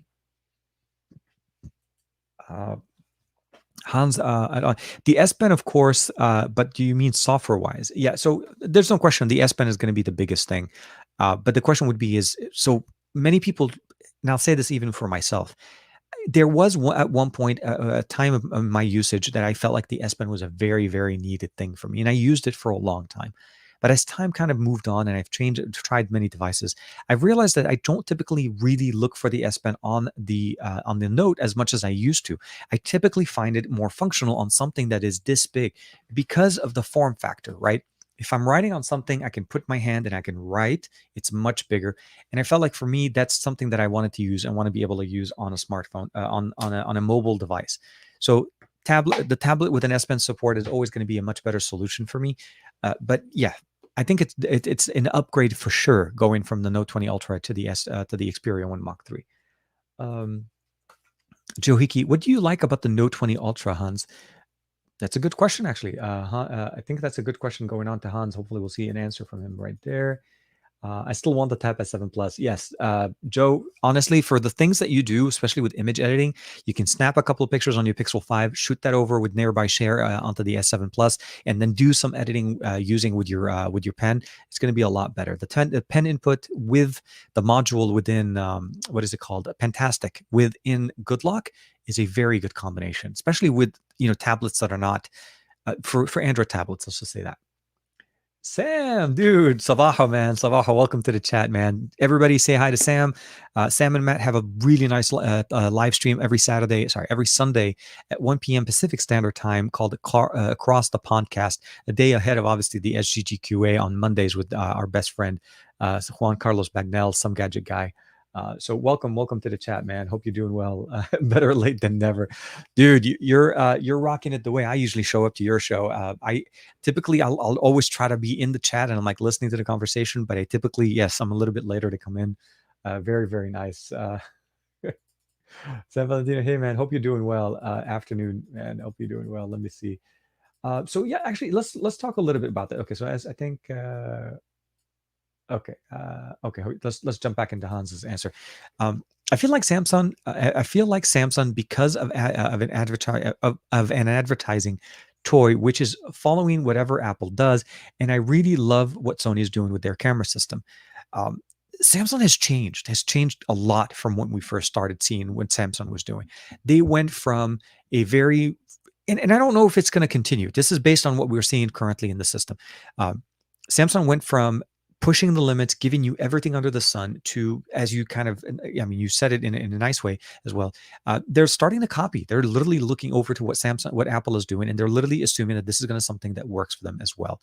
So they have their fan base. Obviously, there's going to be a big support there. But when we start looking into, experiences from Samsung, I feel like the S21 is a very interesting, not necessarily high up of something they did, because the 888 did actually do most of the work for the improvement.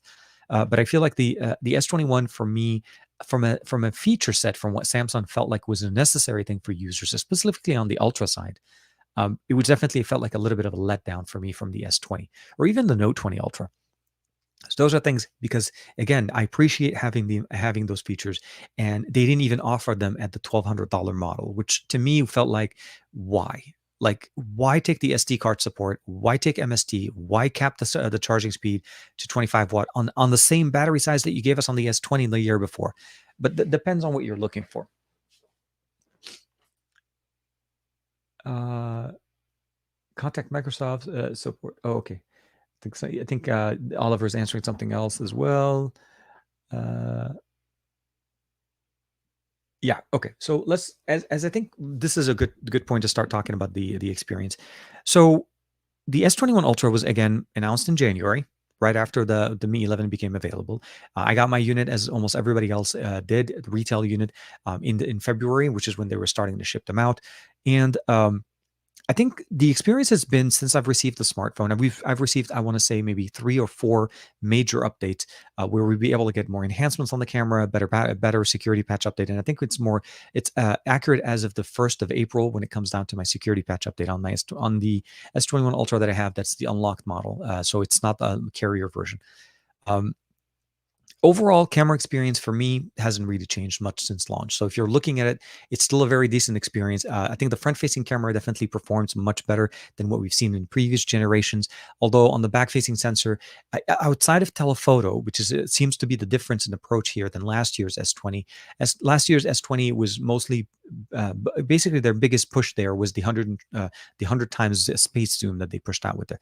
Here we have 2 telephoto lenses that give us two different specific telephoto focal lengths. There's the 10x all the way up to 10x and up to 3x, and of course we have the wide angle lens. I mean, it has a lot of there's a lot of cameras on the back of this smartphone. There's no question that the S21 Ultra has a lot of cameras. Overall performance, though, if I had to kind of put them head to head, the Note 20 Ultra gave us a very similar experience. I don't typically get to use the 10x zoom as much, but I feel like the 3x is very decent. So from a camera performance, it could perform as good as it did before. Wasn't really a lot of improvements there. I'm very happy to say also that the task switcher did get updated to work now, but they incorporated it into the Home Up module within GoodLock. So if you were one of the people that appreciate having, and task switcher is one of those apps that allow us to change the way the recents app or the recents menu shows up within Android, that's specifically on Samsung devices that support it. And typically, as you know, the standard Android one, you bring it up and then you swipe all the way to the left to clear all. This one gives us the ability of changing it from a carousel to a cart side to a mini stack. There's a whole bunch of different options. And that was one of my favorite features on the S20. Going to the S21, I felt like I lost a lot more, but I realized that they incorporated it. So that was a nice addition in there. Battery life is still pretty consistent. I would probably say on the days that I'm able to use it, I still get about a good 24 hours worth of usage. And what I mean by that, off the charger at about 5:30 in the morning, and then back on the charger at about 4:30 or so the next morning with about 35%. That's typically on my daily usage. And this is with Wi-Fi, 5G in the car, and usage across multiple platforms. So um, I think what Samsung's done with the battery improvements, at least the updates, have fixed the concerns that some people were having with the battery concerns. Performance-wise, unfortunately, it's still pretty much a capped experience. It's still a very much throttled experience without turning on the performance mode on the in the settings tab or the gaming mode option. So that's something that's to be said. Um, I have. I would probably say when it comes down to the 1080p, sorry, to the 2K or the QHD resolution at 120. The refresh rate, I feel like for some reason, because it's adaptive, it definitely works on saving us battery. But for some reason, I feel like Oppo and OnePlus have done a much better job keeping the 120 with the QHD resolution. Maybe because this is their second year doing it, whereas Samsung's finally going into their first year, giving us both those options. Last year, we had QHD at 60 or 1080p at 120. And that was the experience on the S20, where you go over to the S21, you get finally that option to come in both. So a little bit of a mixed bag. I tend to keep it at 1080p 120 anyways for battery consumption because it typically does burn through a lot more battery. And I think maybe that's why I'm able to last a couple of days on it. Um, Oh, Vincent! Vincent just got his S21 Ultra yesterday. Congratulations! I hope it's exciting you, and you're still in that honeymoon phase, and all of that good stuff is going on in there as well. When it comes down to charging, I will say this much: I do miss, and I really feel weird that in 2021, Samsung smartphones, the Ultra Samsung smartphone that is sold in the US or any market, has the slowest charging speed when it comes to flagships from any device. OnePlus is up to 65 watts. Oppo's been at 65 watts for a while. Red Magic, sorry, not Red Magic. Red Magic is actually up to 65 watts as well. And of course, what we get here now with the ROG Phone 5, we're up to 65 as well. If we even go to Sony, Sony's going up to 30 watts, which is, again, not a lot, but a little bit better. It's a little bit disheartening that and that's one of the things that kind of frustrates me in the morning is that if my OnePlus or if my Find X2 Pro, Find X3 Pro run out of juice, seriously, less than 20 minutes, plug it in, it's done, I'm using it. And I still get the full day battery life. So keep that in mind. Battery life is still very good. And I feel like that Samsung missed out on this. Like they downgraded the experience. They don't include the charger in the box. And I feel like where we are getting the experience now is a tailored down from what we saw last year. And not having the SD card was always a big thing for me. So I'm always monitoring and making sure that I don't fill up the storage. I did go for a little bit more on the 256 because I didn't have an SD card, but typically in the past, I've always gone with the standard model. So if I have to kind of put those in perspective, I feel like the S21 Ultra is still performing the way it performed at the beginning with, the experience hasn't got, I don't feel like it gotten better. I think it caught up back with the modules on Good Luck to bring back the functions that we had before. I do miss MST and I miss it quite a bit. That's something that I cannot use anymore. The last smartphone, if I'm not mistaken, that I own from Samsung is the Z Fold 2, but I don't typically use that anymore on a daily because it's just a smartphone that I cannot. It's just too. The form factor is not very daily driver functional for me, specifically with trying to go on, and it's less using it with the Tesla and so on. Oh man, hold on a second. Let me double check here. Let me hear. Okay, so with that being said, this is something to keep in mind. Those are things that I feel like I wanted to kind of cover with it. I think the Mi 11 is still doing a way better job. I don't want to try to knock it down.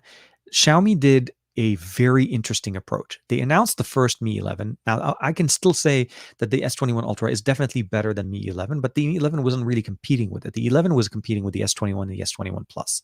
And at that point, I still felt like the Mi 11 was a better deal, even though technically it could run hot if you're playing video games for an extended amount of time. But it was an unthrottled experience with faster charging and a higher resolution display. The Mi 11i, though, kind of gets closer to the S21, mostly because of the 1080p 120.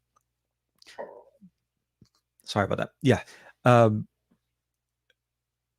Yes. Thank you. Thank you very much, guys. I appreciate I appreciate everybody with the moderators in the chat as well. They need a Samsung that de-Googled. Yeah, no, there's a lot of double apps when it comes down to Samsung devices and the apps that we have in the smartphone, of course.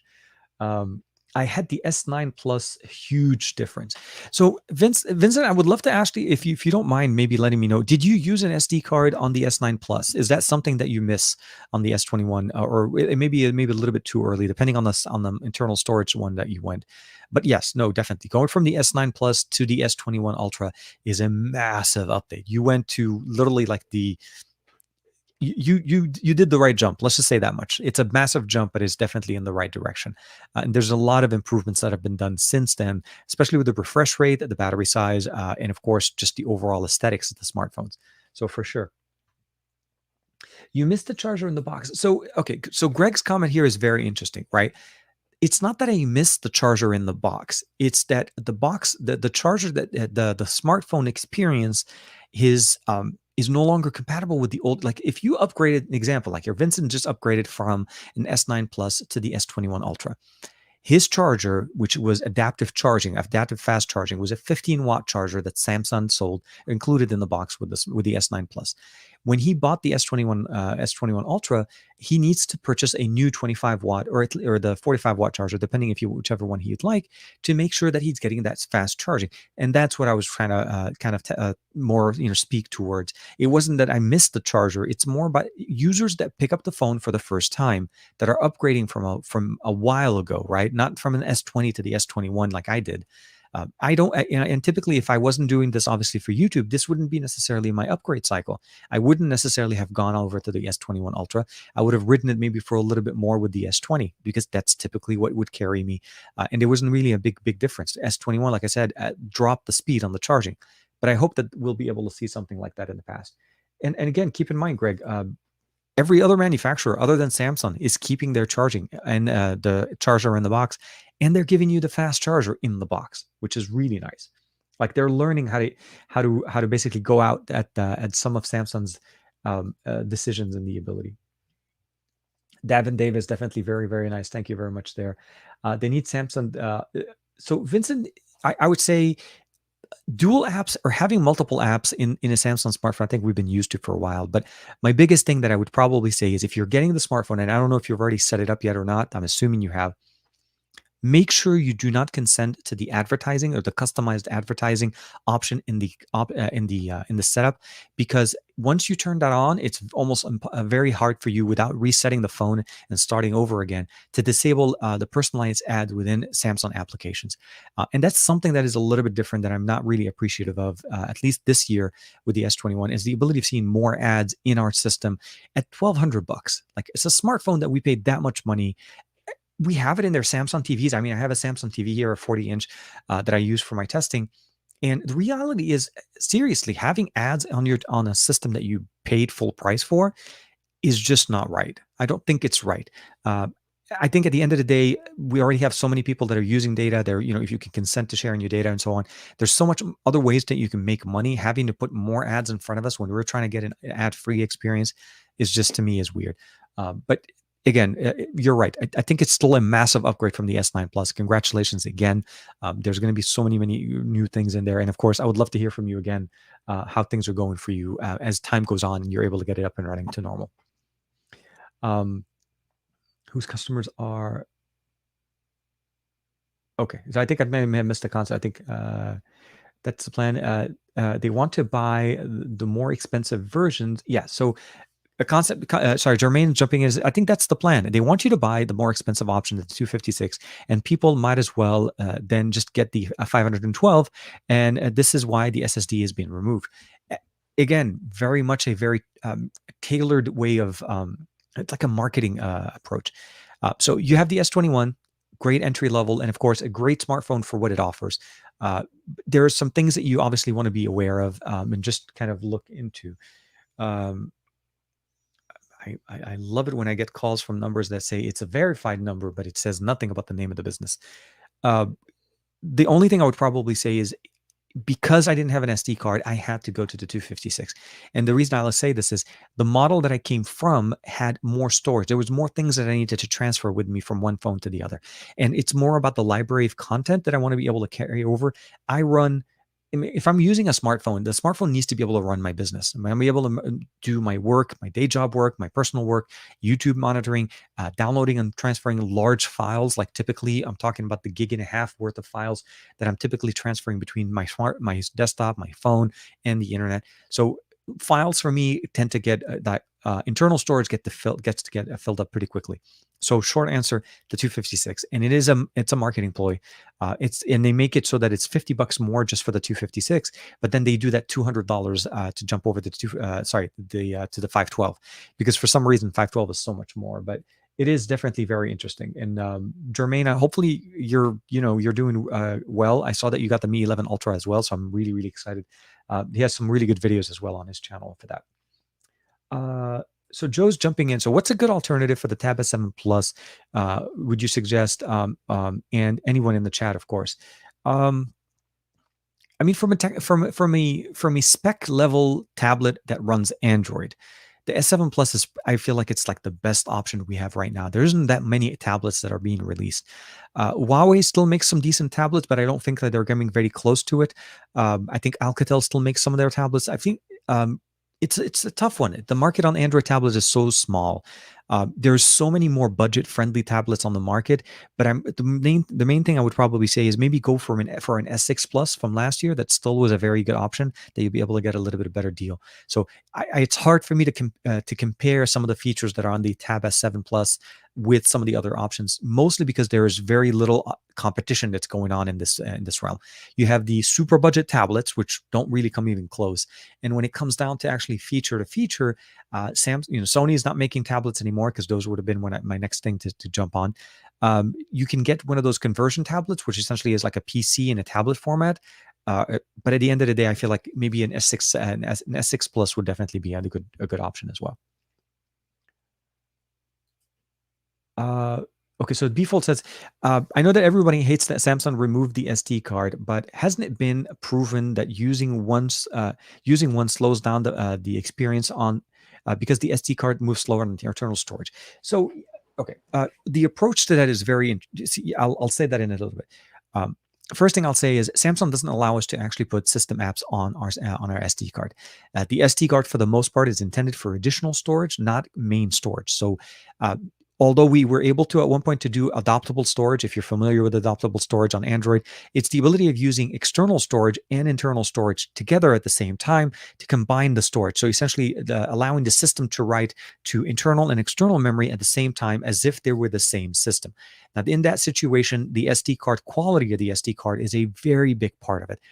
I've done videos on adaptable storage on my NVIDIA Shield TV Pro, which enables me to actually use an SD card in there, or even the NVIDIA Shield TV, the standard one.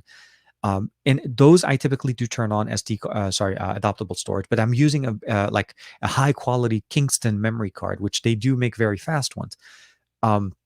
Your answer to the question that you're going there with Samsung devices, you're not running anything on that SD card that will be considered a system process. So all of the system processes are all running directly on there. The only thing you're able to do is sometimes move storage for some of these apps. So launching the app will still be as fast if you're running it on the main or the SD card. It's accessing the data. So main thing would probably say is you may want to basically dump some of the images and videos that you take on your camera roll from your main internal storage to the SD card, so that you alleviate and allow this main system to run as fast as possible.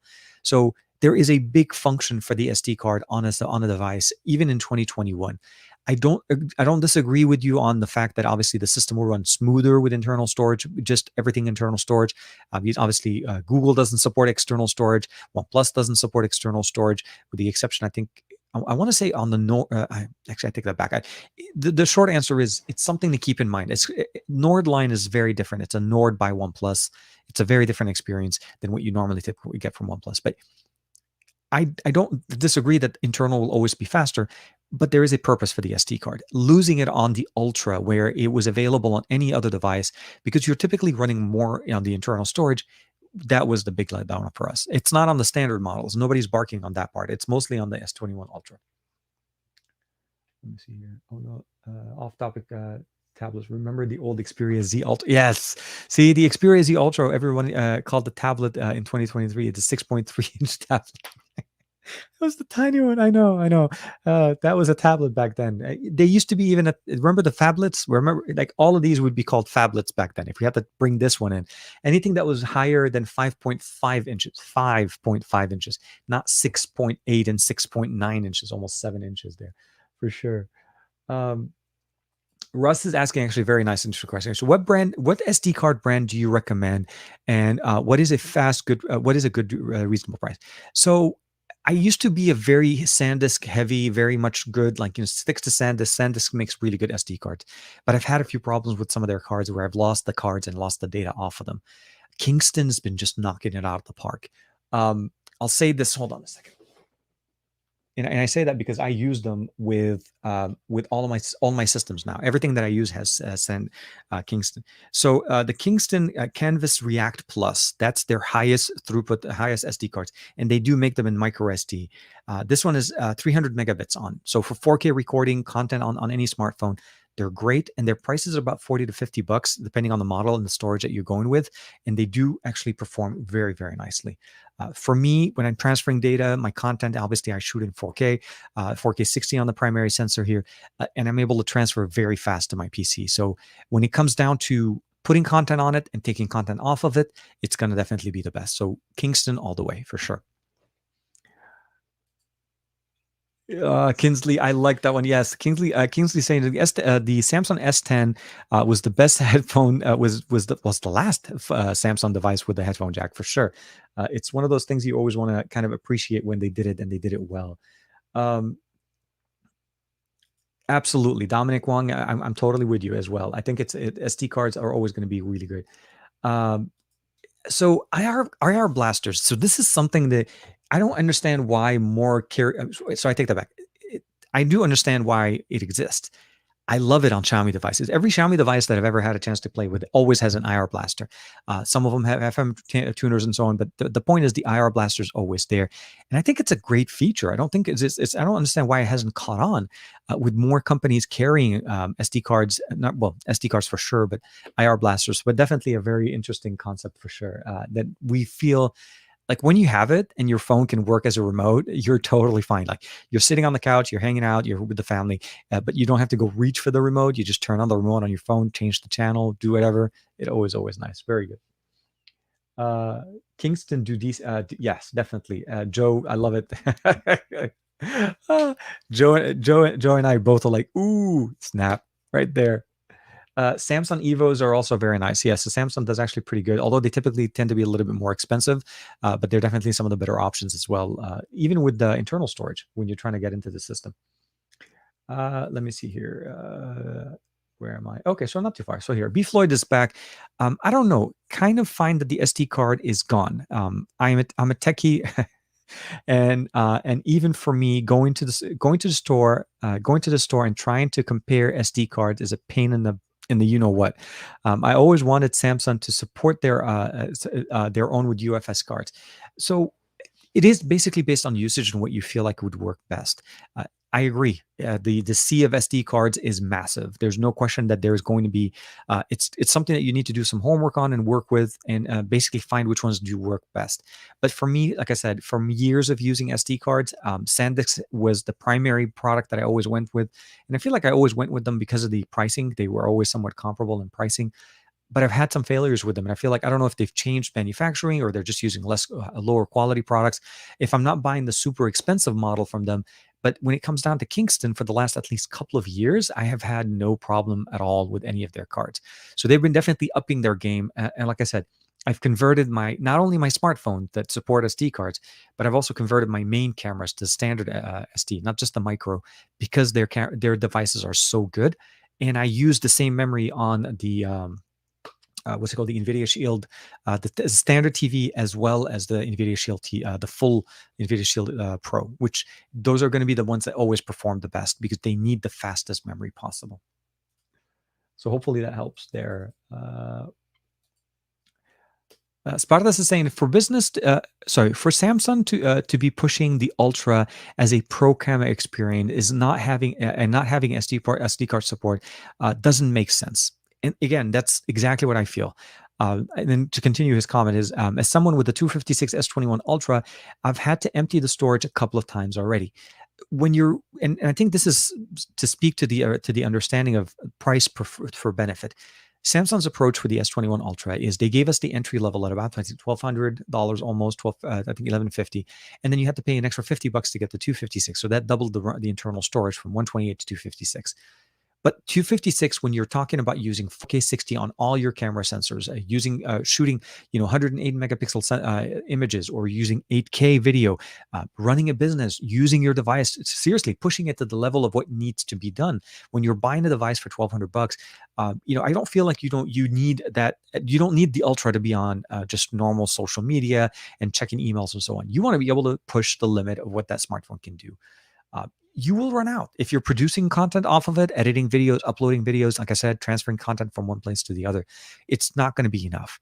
So I am not surprised that you've had to do that. But again, I feel like that's where the SD card function would have been very valuable. I can load up my content onto the SD card, and I can buy a 512 gig SD card and easily connect it. Now, it doesn't mean that we can't use external storage. I do want to basically explain it specifically. SD card is because of the convenience and the function of the fact that it's with you all the time.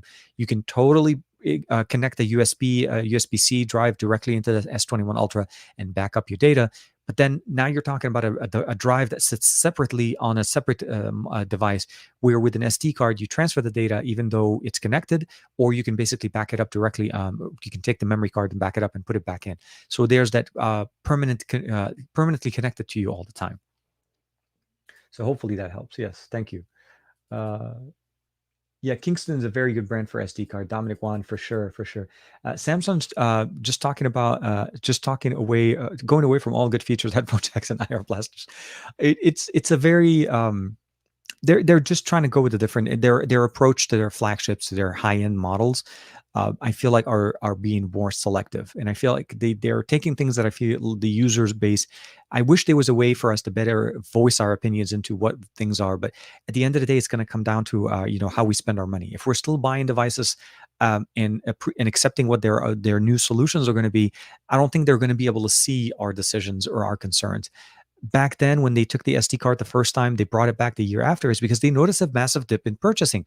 Everybody else had an SD card, and Samsung was trying to go away from it, which again, to me, at the time was not a good solution. And I don't know. I don't really think Samsung will be bringing back things in there.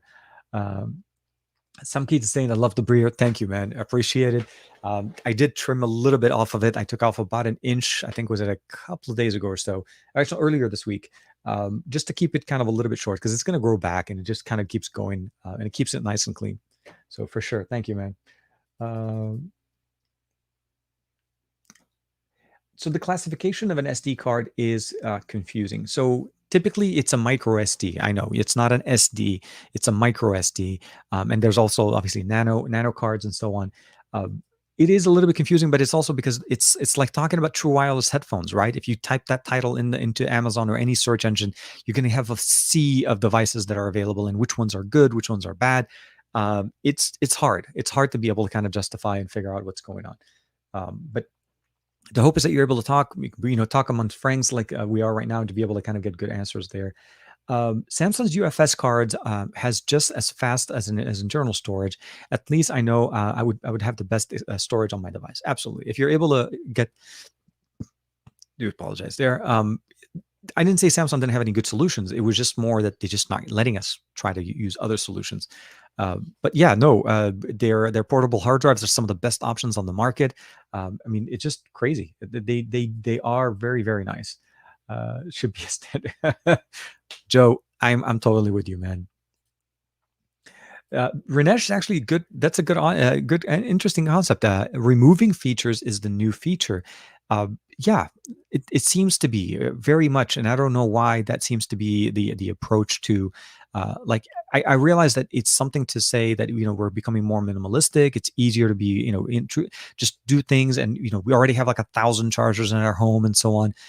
But none of those chargers, unless you literally bought like even Apple when they did it, unless you bought the most recent iPad prior to this generation, the one that was just announced, you wouldn't have had a USB-C charger for an iPhone. You would have had USB-A charger, which meant that you would have had to buy a charger anyway. So for me, Samsung did the exact same thing.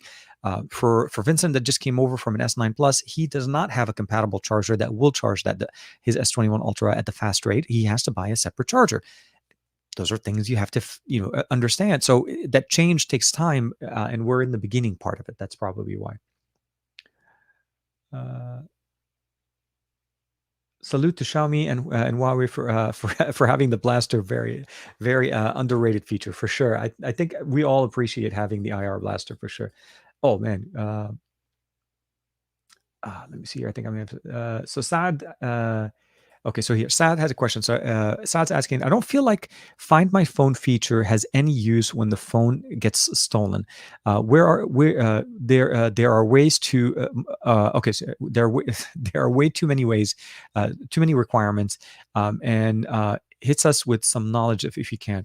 So the Find My Phone, I agree. There are some interesting approaches into what Find My Phone does and how it actually works. You're right. It's not really meant for when the phone is stolen, and it's weird. But it's the approach for it is mostly where if you've ever forgotten it, you left it, you want to be able to find it, you left it on the cab or something. If you're able to go on those. Because typically when somebody does end up stealing your phone, they're not really necessarily leaving everything the way it is. They'll remove the SD card. They're probably trying to move into things, and they may end up trying to basically do things into it.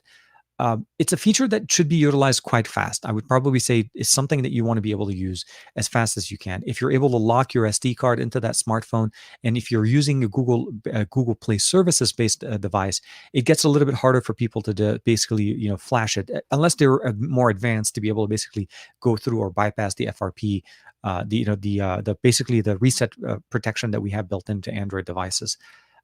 It's still functional to a certain point if you need to be able to also kind of use it for more of a parental type of approach. If you want to be able to make sure that your kids are in, where they're promising they're going to be, they're not trying to go places and so on.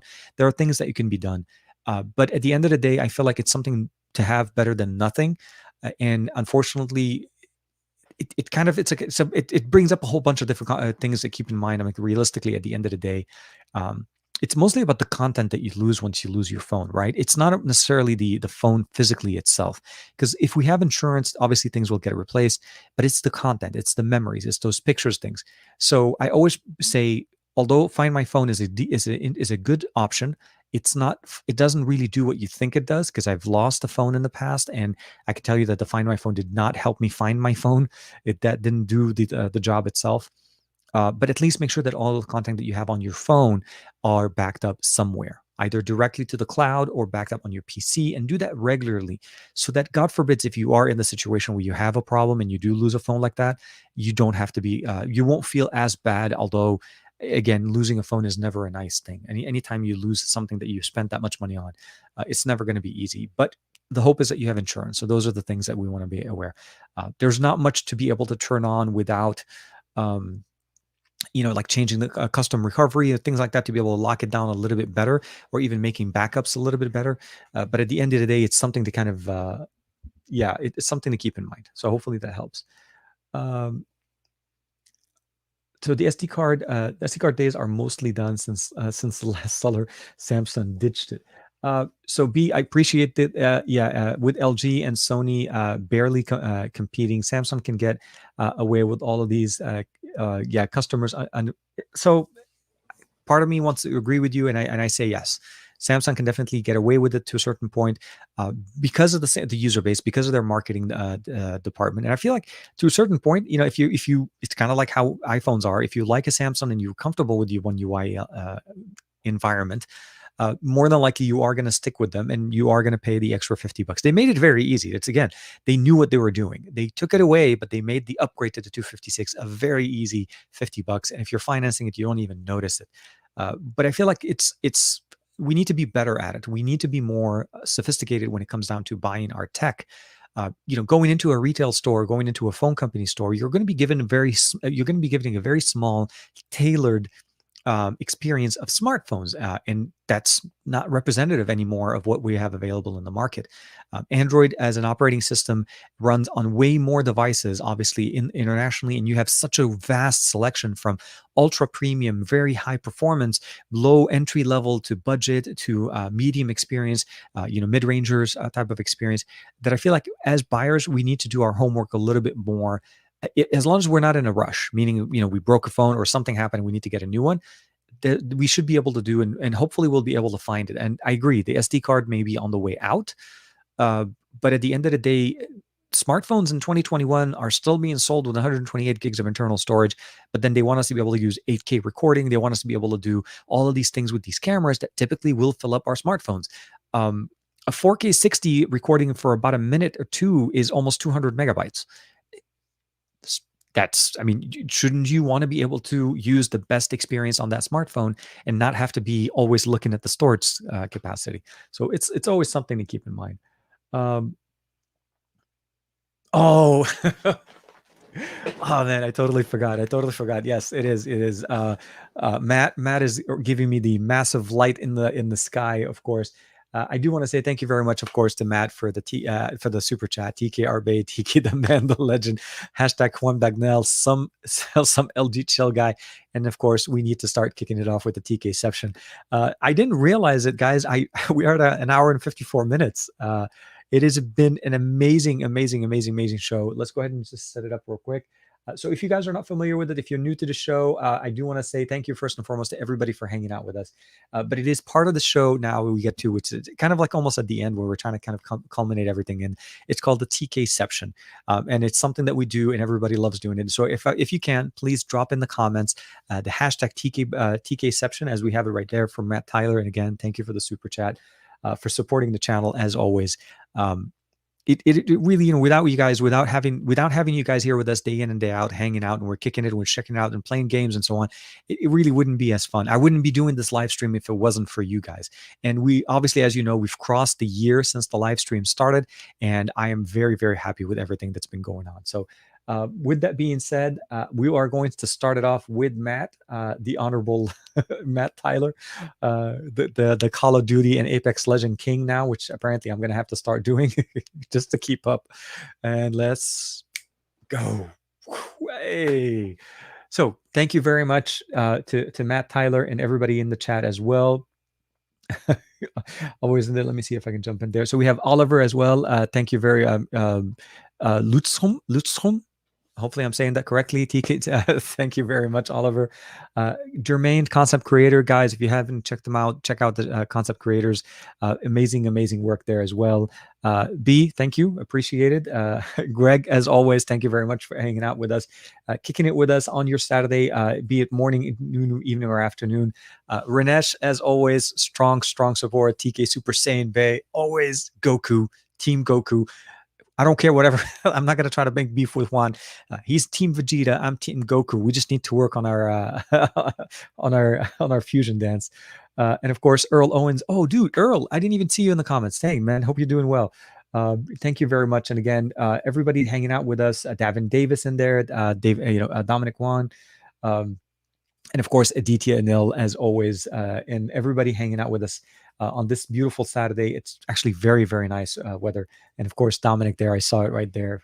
TK Tesla Bay. I need to do an updated mod video for the Tesla for sure. Oh, dude, look at that. And of course, Joe Hickey hitting us with another super chat. Always appreciated. Thank you very much.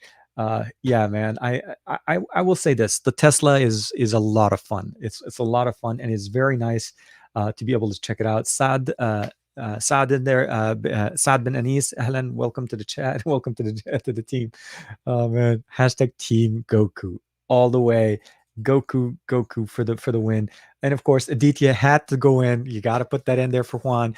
Team Vegeta always. Oh man. Oh, dude. Okay, I gotta check it out. I heard the rumors about it, but I didn't see it. I didn't see it on the. It didn't show up on my timeline. Sorry, I do. I gotta stop the sharing. It throws off the video concept because I throw it on a separate display to mirror it itself. So I got to check it out. Yes, I'm definitely very big if they're able to bring up a new Dragon Ball Super. I've been following the manga a little bit more, trying to see some of the new chapters coming in with. But I would definitely look into what the new evolution in there. So big fan. So with that being said, thank you very much for everybody hanging out with us. I'll kind of summarize the experience overall. I think the S21 Ultra may be the best that Samsung has to offer in 2021. I don't think it's the best smartphone that Samsung has released in the last few years. If you're really considering it, I technically would say go for the S20 or the Note 20 Ultra. Uh, it has held up pretty nice overall for the experience. It did improve a little bit. The things that I felt like were missing at the beginning of the experience, at the beginning when the S21 Ultra was released, are definitely fixed. I haven't had that many issues with battery concerns in there, and the display still looks really good. DeX with any kind of like a NexDock Touch or 2, definitely a great combination, and of course a great upgrade from an S9 Plus for Vincent as well. Be good, be nice, try to connect with some of your friends. Like I said, for me, I mean, it was just literally as in going in the grocery store and running into a buddy of mine from work, day job stuff, that I haven't seen for a year. But then he recognized me just literally from this look up, and I just realized, and I just did the whole show, 90% of the show using the glasses. Let me know. Let me know what you guys think of this look. Is this a good look for the show, or is this just something that you wouldn't rock? I know thicker bezels and so on, but again, connect with your friends, with your family. Hope you're having a great rest of this weekend. If you're in the U.S. And you're going to be celebrating Mother's Day, happy Mother's Day to everybody's mom, wife, sister, anybody that you know that may be a mom. And hope you guys will get a chance to celebrate it. The weather is definitely much nicer here for us on the West Coast this time of year for it. So be safe, take care. We'll see you guys next week for another episode of, I was going to say best of our week, Saturday morning with tech. And of course, I'll see you guys tomorrow in Sam and Matt's chat, of course, across the podcast, and then the SGGQA podcast on Monday morning for Juan. Take care, everybody.